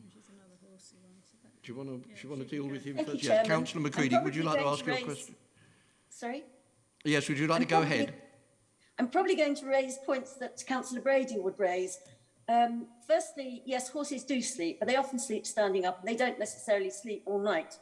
And someone who used to live in the stables above the horses, I can tell you they can be very noisy at night. So that was point 1. Point 2 is the objector said that on the stables there were 4 doors, not 2. Am I correct there? Yes, I believe that's correct. Because for me, the size of those stables is extremely large, And it looks a little suspicious that you may end up with 4 stables. Thank you. Do you want to go next? Councillor Brady, I think you're on. I don't know what to... I might say something completely different to that, really. I think, again, yes, we've got an application that it sounds as though originally it was for 4 stables and now it's been reduced to 2. But the building's already there, isn't it? They're just adapting a building that's there. So, to be honest, whether it's got 2 doors on it or 4 doors on it is not an issue. And, you know, you need a feed room and you need a hay store, so normally the spare stables would be used for those things. And if it's for 2, that's what we have to look at in front of us. It's good that the applicant is seeking to reuse the buildings that are already there. You may hear a little bit of the horses snuffling around or moving their feet, I don't know. But I do note, if you look at the map of Hazel Barn and where the stables are, it's not adjacent to Hazel Barn, it's adjacent to the end of their garden that I see it. So I'm not quite sure how, you know, there will be a tiny bit of noise, but it's at the bottom of their garden. It's not adjacent to their actual living spot. Yeah, and the fact that the field is being turned into a horse paddock, into a grass field, well, again, hopefully it's up to the applicant to put in a very strong fence, and he can build that fence, you know, a couple of metres in from your fence line so that the horses don't trouble things in your garden and your garden fence. I would find it difficult to object to this. Councillor Whitbread, do you want to come back at this point? I'm afraid you can't come back, it's just not in the system. So. Okay, thank you, Chairman. Chairman, it was very useful to get the equestrian viewpoint to understand in more detail. I'm still struggling with condition number 5 and how that will be implemented and enforced.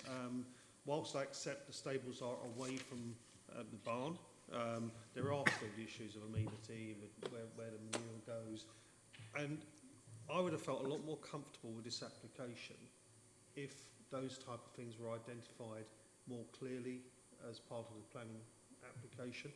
I'm also concerned about, regardless of whatever condition we put on, is the aftermath. It's the enforcement of. Now, I take solace in the fact that I can't believe that any person building something like this or converting something like this would not want it to be a workable operation and that would not cause distress to their neighbours. But I do have concerns because I often see these type of conditions that are put on and then they become unenforceable afterwards. And I need some more confidence around condition number 5 in particular. Thank you very much. There's Councillor MacIver and then Councillor Phillip.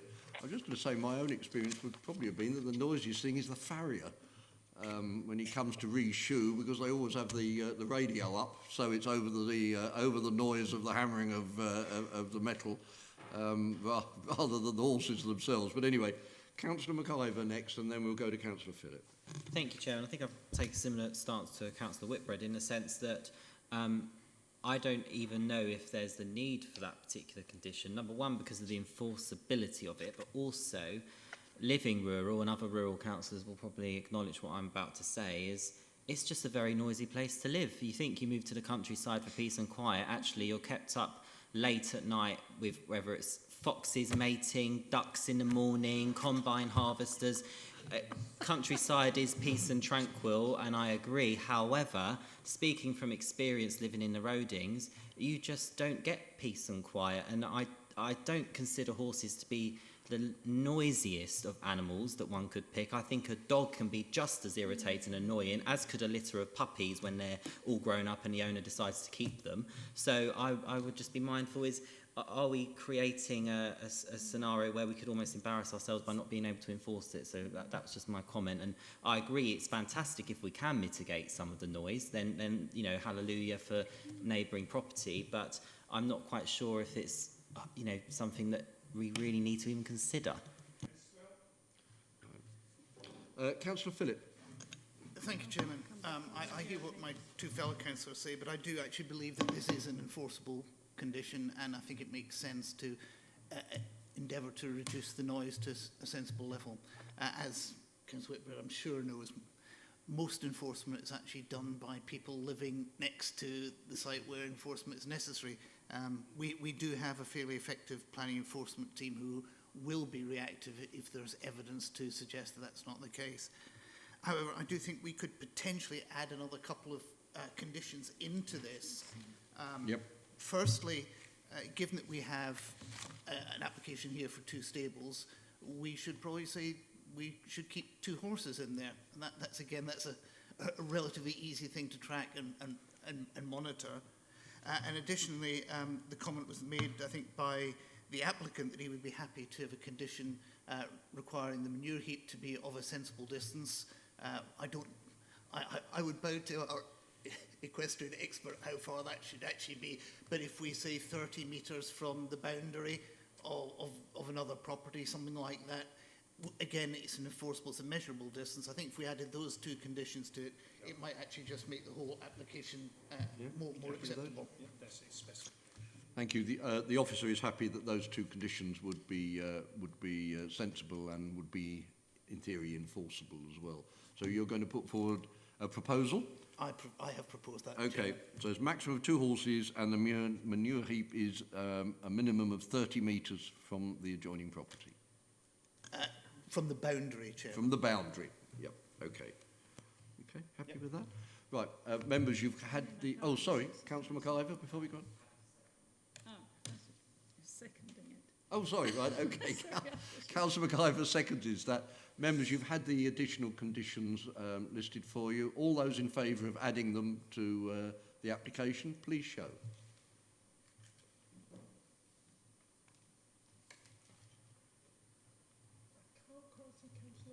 Yeah, no, that is unanimous. Okay. That is unanimous. Okay, members, anyone else have anything to add? If not, we'll go to a vote. Members, the recommended decision is to grant permission with conditions, including the 2 additional conditions. All those in favour, please show.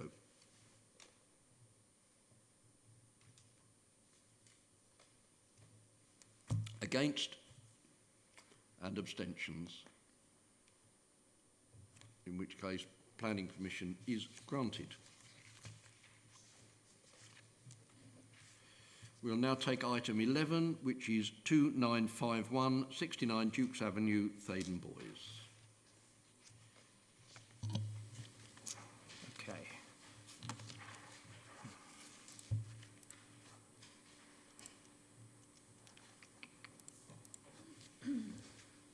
Sorry, having a quite slight technical hitch. 2 seconds. No, so we have one councillor withdrawn from this.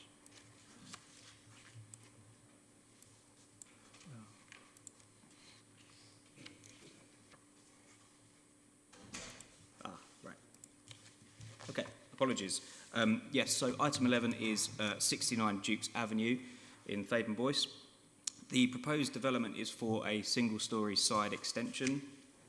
Application is before tonight's committee due to an objection from Thaden Boyce Parish Council and confirmation that they will be speaking at tonight's meeting, and officers are recommending that planning permission is granted.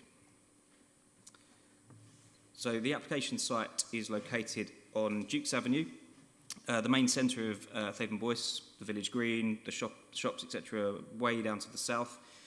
The red line site is a triangular piece of land located on the bend in Dukes Avenue, and currently on the site is a single-storey bungalow, which, as you can see, its side elevation is particularly visible from the street scene, given its prominent position on the corner.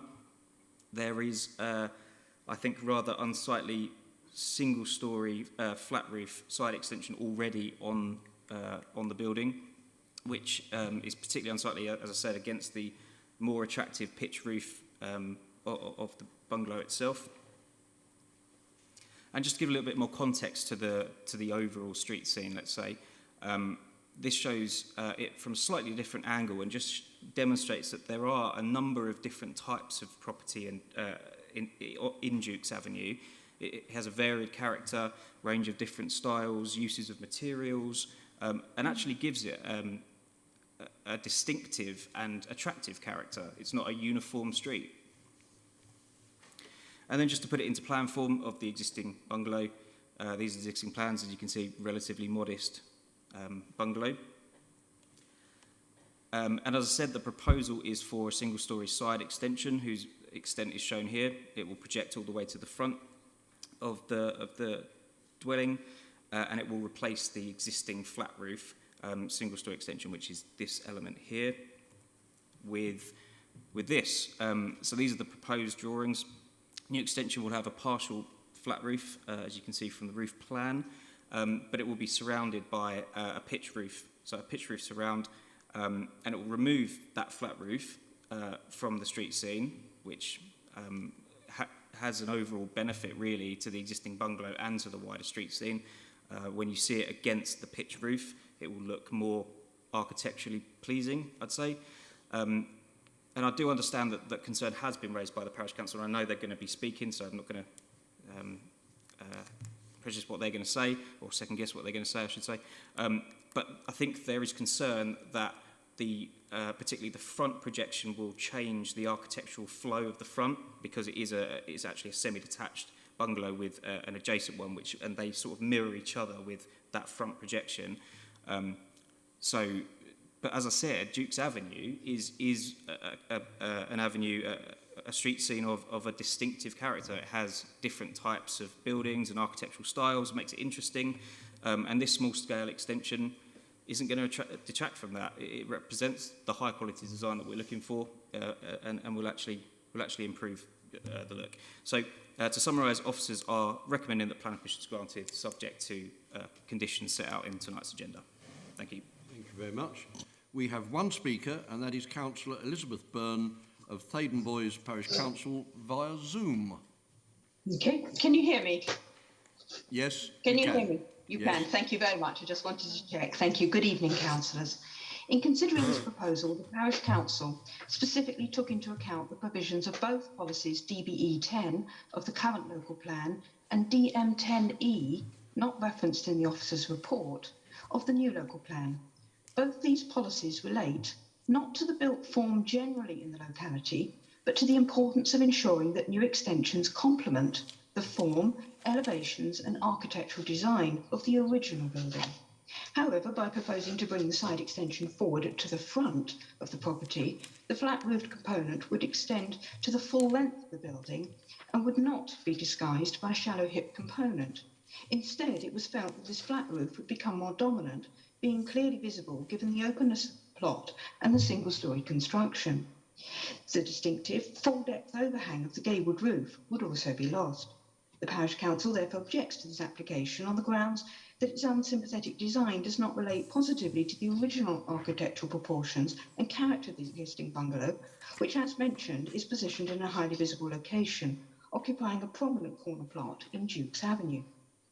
This is also one of a matching pair of bungalows, being of the same distinctive design as those seen in Purley Way and Bulldogs Road, which are not developed in this way. However, in this case, the side flank wall of this property is also particularly visible to public view. Design of each of these bungalows is largely characterised by the long front projection and its gabled frontage and overhanging roof, elements which form a key part of the principal elevation as mirrored by that of its neighbour. However, the proposal under consideration would add a rectangular shaped extension directly abutting the side flank wall of the property and the front bay, thereby completely changing the form and design of both the front and side extensions. This would detract from the architectural form of the front projection whilst unbalancing the symmetry with the adjoining bungalow. In the Planning Committee's view, this proposal would therefore be architecturally unbalanced, conspicuous in this prominent setting, and would fail to respect or complement the form of the existing building as set out in the previously mentioned policies.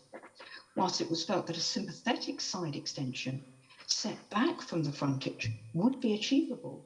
The current proposal would detract from the original character, contrary to policies CP2 for DBE 10 of the current local plan, policies DM9 and DM10E of the new local plan, and Chapter 12 of the NPPF.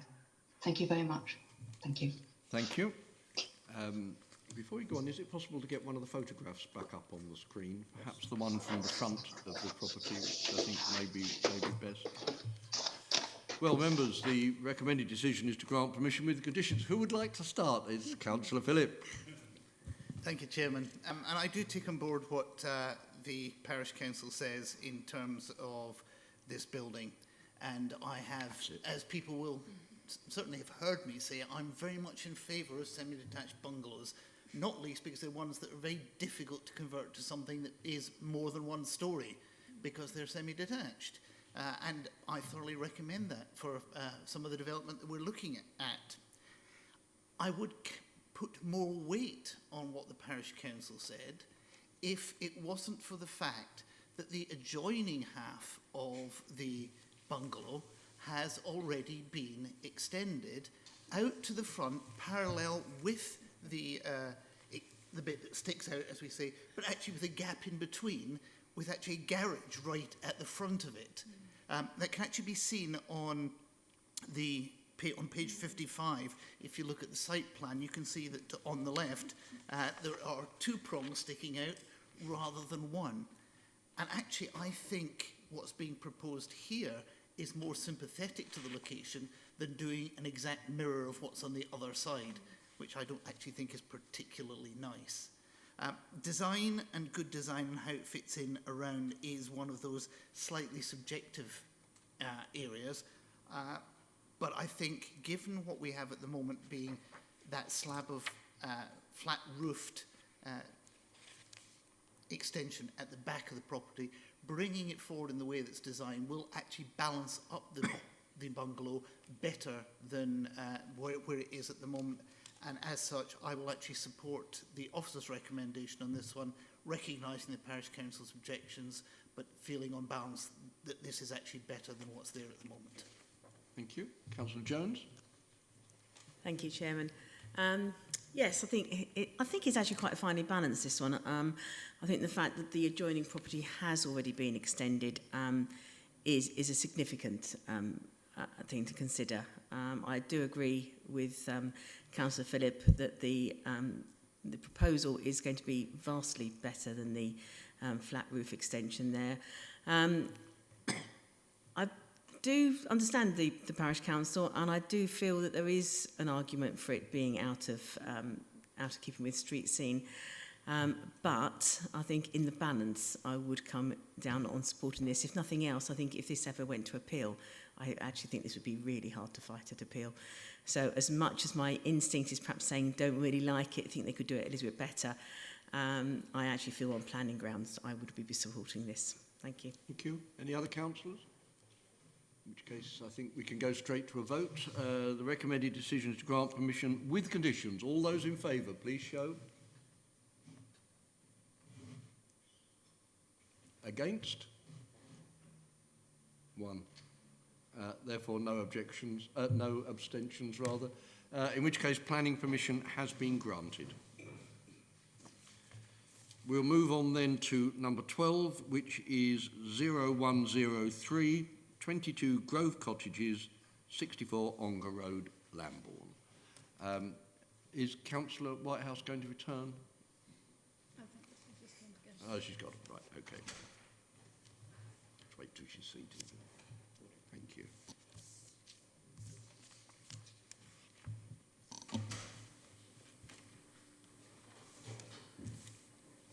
Okay, thank you, Chair.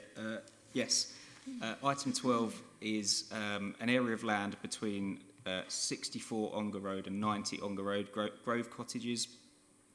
The proposal is for the removal of a landscape condition attached to an original planning consent, which allowed the retention of a vehicular crossover and a set of gates, which I'll show you in a minute. The proposal is before tonight's committee since it has been called in by Councillor Rolfe. No comment was raised by Lambourne Parish Council at the time the report was written, but they have now objected to the removal of that condition, citing harm to the character and appearance of the street scene. And officers are recommending that planning permission is refused for this application. So starting with the application site, the site's located on Ongar Road, which is about 400 metres east of the edge of Abridge, on the way to Ongar. This section of road is characterised by quite disparate developments, has quite a verdant and rural character, as you'll see from this satellite image. There are residential properties in the vicinity, but its majority is open agricultural land, and you can see that along the edges of the road there is existing landscaping as well. So this was the proposed gates and crossover that was approved under the original and retrospective planning application. A condition was attached to that consent where details of soft landscaping were to be submitted to and approved in writing by the council within 3 months of that decision being issued. That was never; those details were never received, were never approved, and instead, planting has already been put in, as you can see from this plan, which was from the original. It's red robins and laurels which have been put in, and this just gives an idea of how that looks. So as you can see, the gate is in here, and this is the crossover. So that's been granted planning permission. The planting that has been put in is quite sporadic, and clearly you can see a closed boarded fence behind, and in the report agenda, and I'll show it in a minute, the comparison between what it was before and what it is now is quite stark, which is this. So this is a comparison from the site from 2014 and 2021. So much of the existing hedging has been obviously removed, and that's across approximately 150 metre stretch of road, and has been replaced, as I said, with this quite disparate and non-native species. I mean, that's a key thing. The laurels and red robins are not native in this context, and given the character and appearance of the area, native species should have been planted, and not laurels, not red robins. So it's resulted in quite an incongruous situation where you've got these agricultural fields and this character that was originally there, and that's, this is what it's been replaced with as it currently stands. And our local plan is very clear that landscape schemes should respond positively and sensitively to local characteristics and distinctiveness, including planting of native species and robustly planted as well. So, as I say, officer recommendation for this application is that planning permission should be refused for the reasons set out in tonight's agenda. Thank you. Thank you very much. We have one speaker, and that is Hester Dalton, who is the applicant's agent, and I would like to thank you for your patience and forbearance. It's been a very long evening, and I'm sorry that you are last, but someone had to be last. So you have 3 minutes if you would turn on your microphone. Thank you. So I'm speaking here tonight on behalf of the applicant, Mr. Raymond Morgan, who is also here tonight. Mr. Morgan thanks officers for their report and notes the recommendation for refusal. However, for the reasons I shall outline now, he would respectfully request members consider overturning this recommendation. So, as pointed out, this application proposes the removal of a landscaping condition placed in the consent for a field access gate and fencing at Mr. Morgan's home. Compliance with this condition would involve removing a perfectly healthy existing hedge that was planted several years ago by Mr. Morgan, and that does comprise mainly of laurels and red robin. So the applicant believes this hedge is appropriate in this location and supports the amended conditions suggested at the end of the officer's report. So as such, the removal of the condition would not result in a lack of landscaping. It would just result in a different species to the mix currently required. So it's appreciated that this application is retrospective, and Mr. Morgan understands that just because the hedge is in the ground now does not mean it should stay as so. However, each case needs to be judged on its own merits, and in this situation it would seem wholly unsustainable and a complete waste of healthy plants to require them to be removed. So the two photographs that were shown from the Google Earth imagery have been provided. However, we believe these are quite misleading. Unsurprisingly, the newer photo does appear much barer and much sparser. However, given time to establish, these plants will clearly be much fuller and the aesthetic will be hugely improved. In the older photograph, you will see that the hedge is significantly overgrown, resembling more of a scrub. It's very close to intruding into the highway, making it unsafe to egress from the adjacent properties, including the applicant's property at Grove Cottages. What is not visible due to the angle of the photographs is the large ditch running along the foot of the hedge. This is recently improved and upgraded by Mr. Morgan in consultation with land drainage. It's vital this ditch is kept clear to prevent flooding on this road, which is identified as an area at high risk of surface water flooding. A native species hedge is much more difficult to maintain, hence Mr. Morgan would struggle to keep the ditch and verge clear. Laurel and red bottom are also evergreen, so they would provide year-round screening of the fence behind it, as well as shelter for wildlife compared to native species hedge. I'd also like to clarify a discrepancy raised by the landscaping officer regarding the use behind the hedge. The land directly behind the larger section of the hedge is residential garden. The land beyond this is used for grazing horses. So as such, the majority of the land behind the hedge is residential. Laurel hedging is typically found in many residential gardens. For example, there is a large stretch not more than 20 metres from the site in front of three adjacent properties. Hence, it is considered appropriate in this location and its removal completely unnecessary. I hope this has been helpful in providing some further context to this proposal. It's understood that the officer's report has recommended refusal solely based on the landscaping officer's opinion. However, in light of the points I've mentioned, we respectfully request that you consider overturning this recommendation on the grounds of a wider balance of relevant planning considerations. Thank you very much. Before we go to Councillor Rolfe, I've just got one question. Between the two photographs, it was clearly shown that the original hedge was a lot nearer the road. I take it the land between the current fence and the road is still in the possession of the applicant.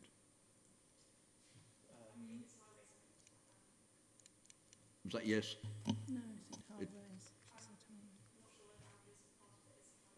Okay. You're not sure either? No, it's not clear, to be honest. No, okay. I mean, if we'd have started with that picture, I would have said that was Essex Highways, but we didn't start there. We started with a hedge fairly close to the road. So, okay, Councillor Rolfe. Thank you, Chairman. How did you know I was going to say something? Sorry. Can I start by asking a question as a planning officer? Can you tell me, is there a planning when it comes to situations like this? Can you tell me how is this like our individual officers allowed to actually express an opinion as to what they want to do when they go to work, i.e. they'd rather look at a hawthorn hedge than what is there now? I mean, this has got long history, it goes back, and I've done some research into it, and it's all in your files, and not yours personally, I don't mean. But having said that, there were some from the Conservation Office, some comments further back about saying, I prefer looking at, I think the words were prefer, looking at the normal countryside as I drive in.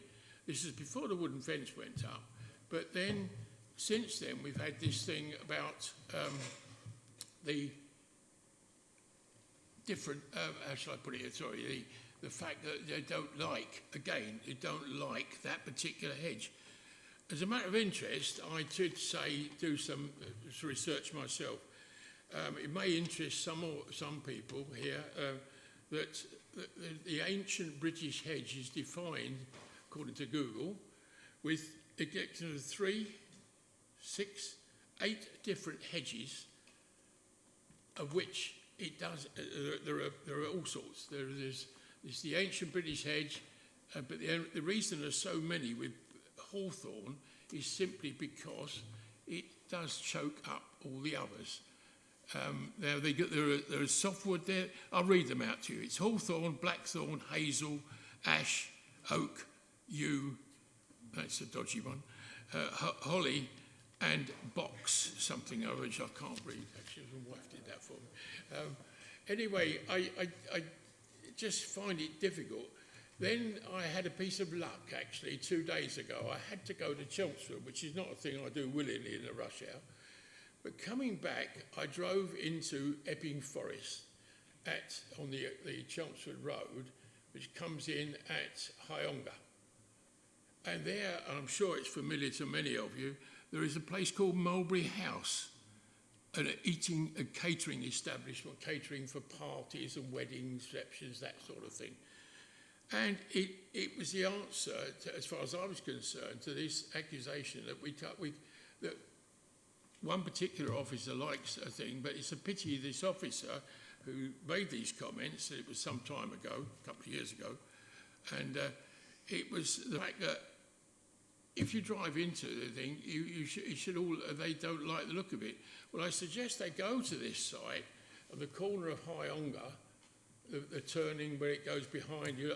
Many of you will, I'm sure, if you're the councillor there, as I know you are, you will understand that what's there. It is a massive selection of coloured bushes. I think it covers every colour in the thing. Alongside it is a hedge, is a field.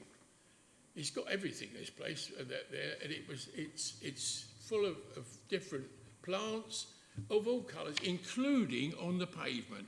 Now, what I would like to know is if it's possible to have this approved, and I presume, as far as I can find out, I have tried, but I've had not long to do this.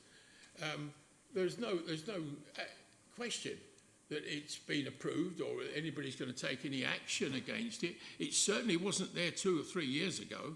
So what have they done? They've redeveloped it. I think it looks quite attractive. But the field alongside it is completely covered by I say completely covered. The hedgerows are just totally out of hand. What is it? Hawthorn. And I do really think that this is a case where, rightly or wrongly, Mr. Morgan, the owner of the property, has spent a considerable amount of money putting it right, and we are being somewhat petty-minded because, as a result of that shock to my system when I saw that hedge, I just drove round the area, and I'm sure you'll all be interested to know I found within half an hour 7 different properties that have got hedges like that and are a mixture of all sorts, including greenery, as mentioned in the thing.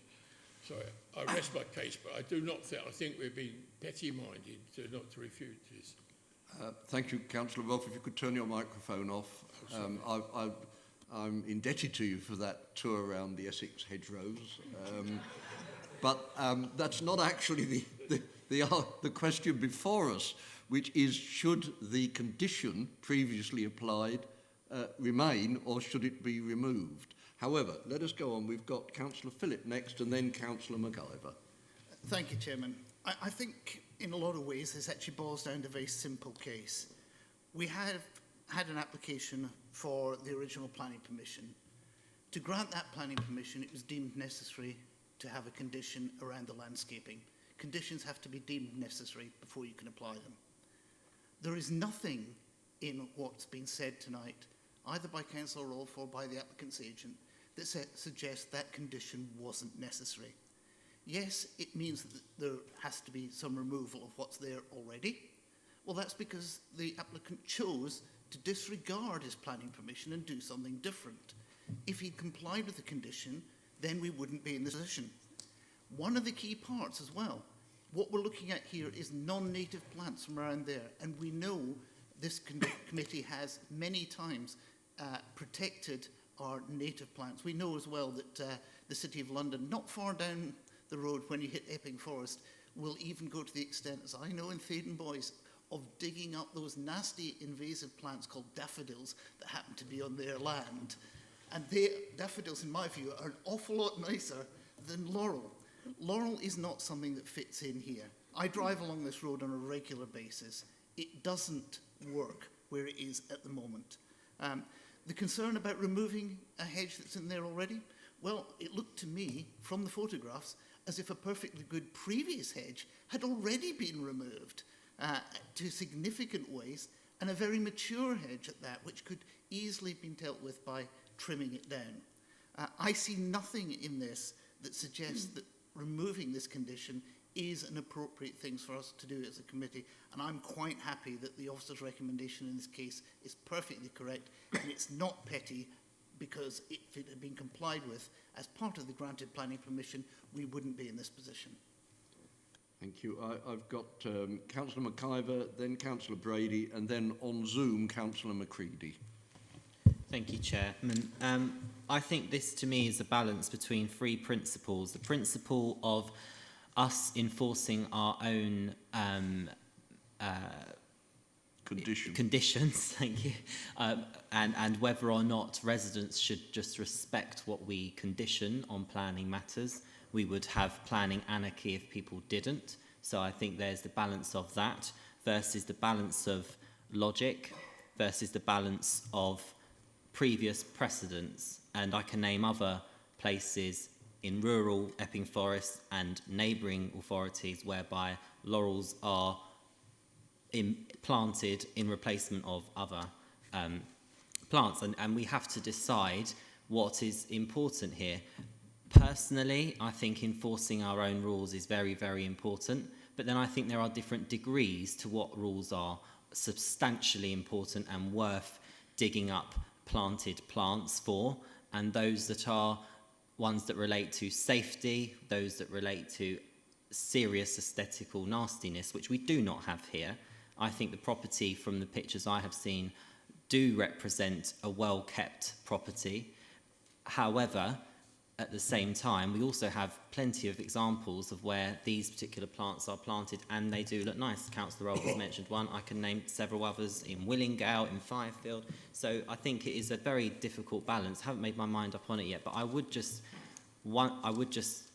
bear in mind what sort of message do we send if we are allowing this behaviour, but then what sort of message do we send if we are petty enough, as Councillor Rolfe puts quite interestingly, are we petty enough to make somebody dig up a very attractive and presentable property? So I think it is a very balanced one, and I can't say I've made my mind up yet, but I do think we should bear in mind the consequences of either decision. Thank you. Councillor Brady. Thank you. I think if I just take a slightly different angle to this, I think we have to consider the difference between rural and town, between agricultural, rural land and garden land. We have tree specialists that work within this council and do a good job. They approve this red robin or whatever it is and so on in towns. That's fine. But this is a rural situation. This was agricultural or horse grazing land or whatever. And it did have a native hedge for 150 metres, a very nice, smart native hedge that could have just been trimmed. I'm very familiar with the road. I use it all the time. I couldn't believe when I saw all this close-fitting cement posts and fencing for 150 metres, that's 2 metres high or whatever. And what is being planted in front of it is very, very sparse, probably won't succeed, certainly not native hedging. We support native hedging in rural places for the wildlife and everything else, and a few laurel bushes do not serve that purpose. It's been mentioned here something about the land behind this fence is garden land. Well, it doesn't look like garden land to me. On the maps and on the Google Earth pictures I've seen, it is a field, it is rural, it is not garden land, and that's very, very important, because if it was a garden in a town, then the rules are different. But this to me looks like rural, and as you're coming into Abridge, it's a sorry sight, in my opinion, at the moment. They look like garden plants that are struggling to survive. They're certainly not concealing that fence at all. And I think it's very, very important that a thick cover of native hedging is put in there to try and conceal this very urban-looking fencing that has been put up on a 150-metre stretch as you go into Abridge. Thank you. Thank you. Councillor Macready. Thank you, Chairman. I will be repeating some of the things that have already been said, but I do have some other information that you might find interesting. So firstly, this is a retrospective application, as has been said, and the applicant must have known that when he had no planning permission before he undertook this work. Yes, it does look very attractive, but I don't know when a hedge becomes a tree, but I've just been looking up about these trees. The red robin is also called Photonia, and of course we all know the laurel. With the Photonia, there are two types of them. There's the giant and there's deciduous. We don't know which one this is. If it's giant, it'll go to 15 metres high. If it's deciduous, it'll go to 12 metres high.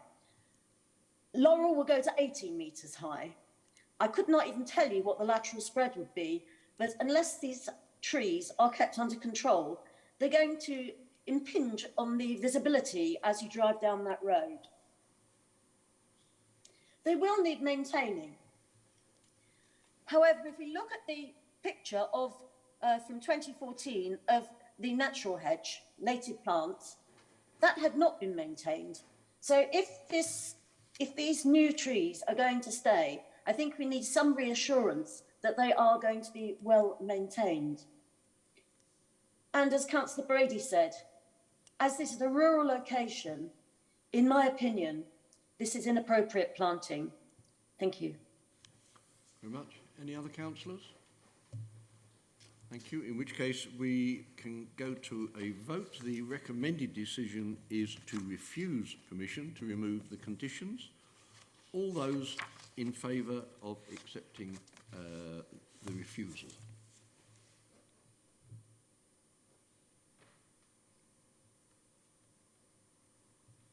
Against?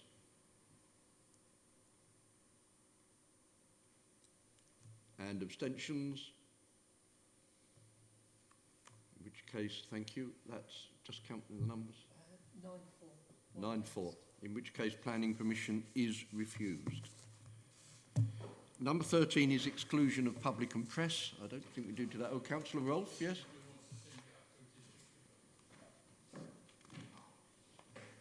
We want to send this to district development.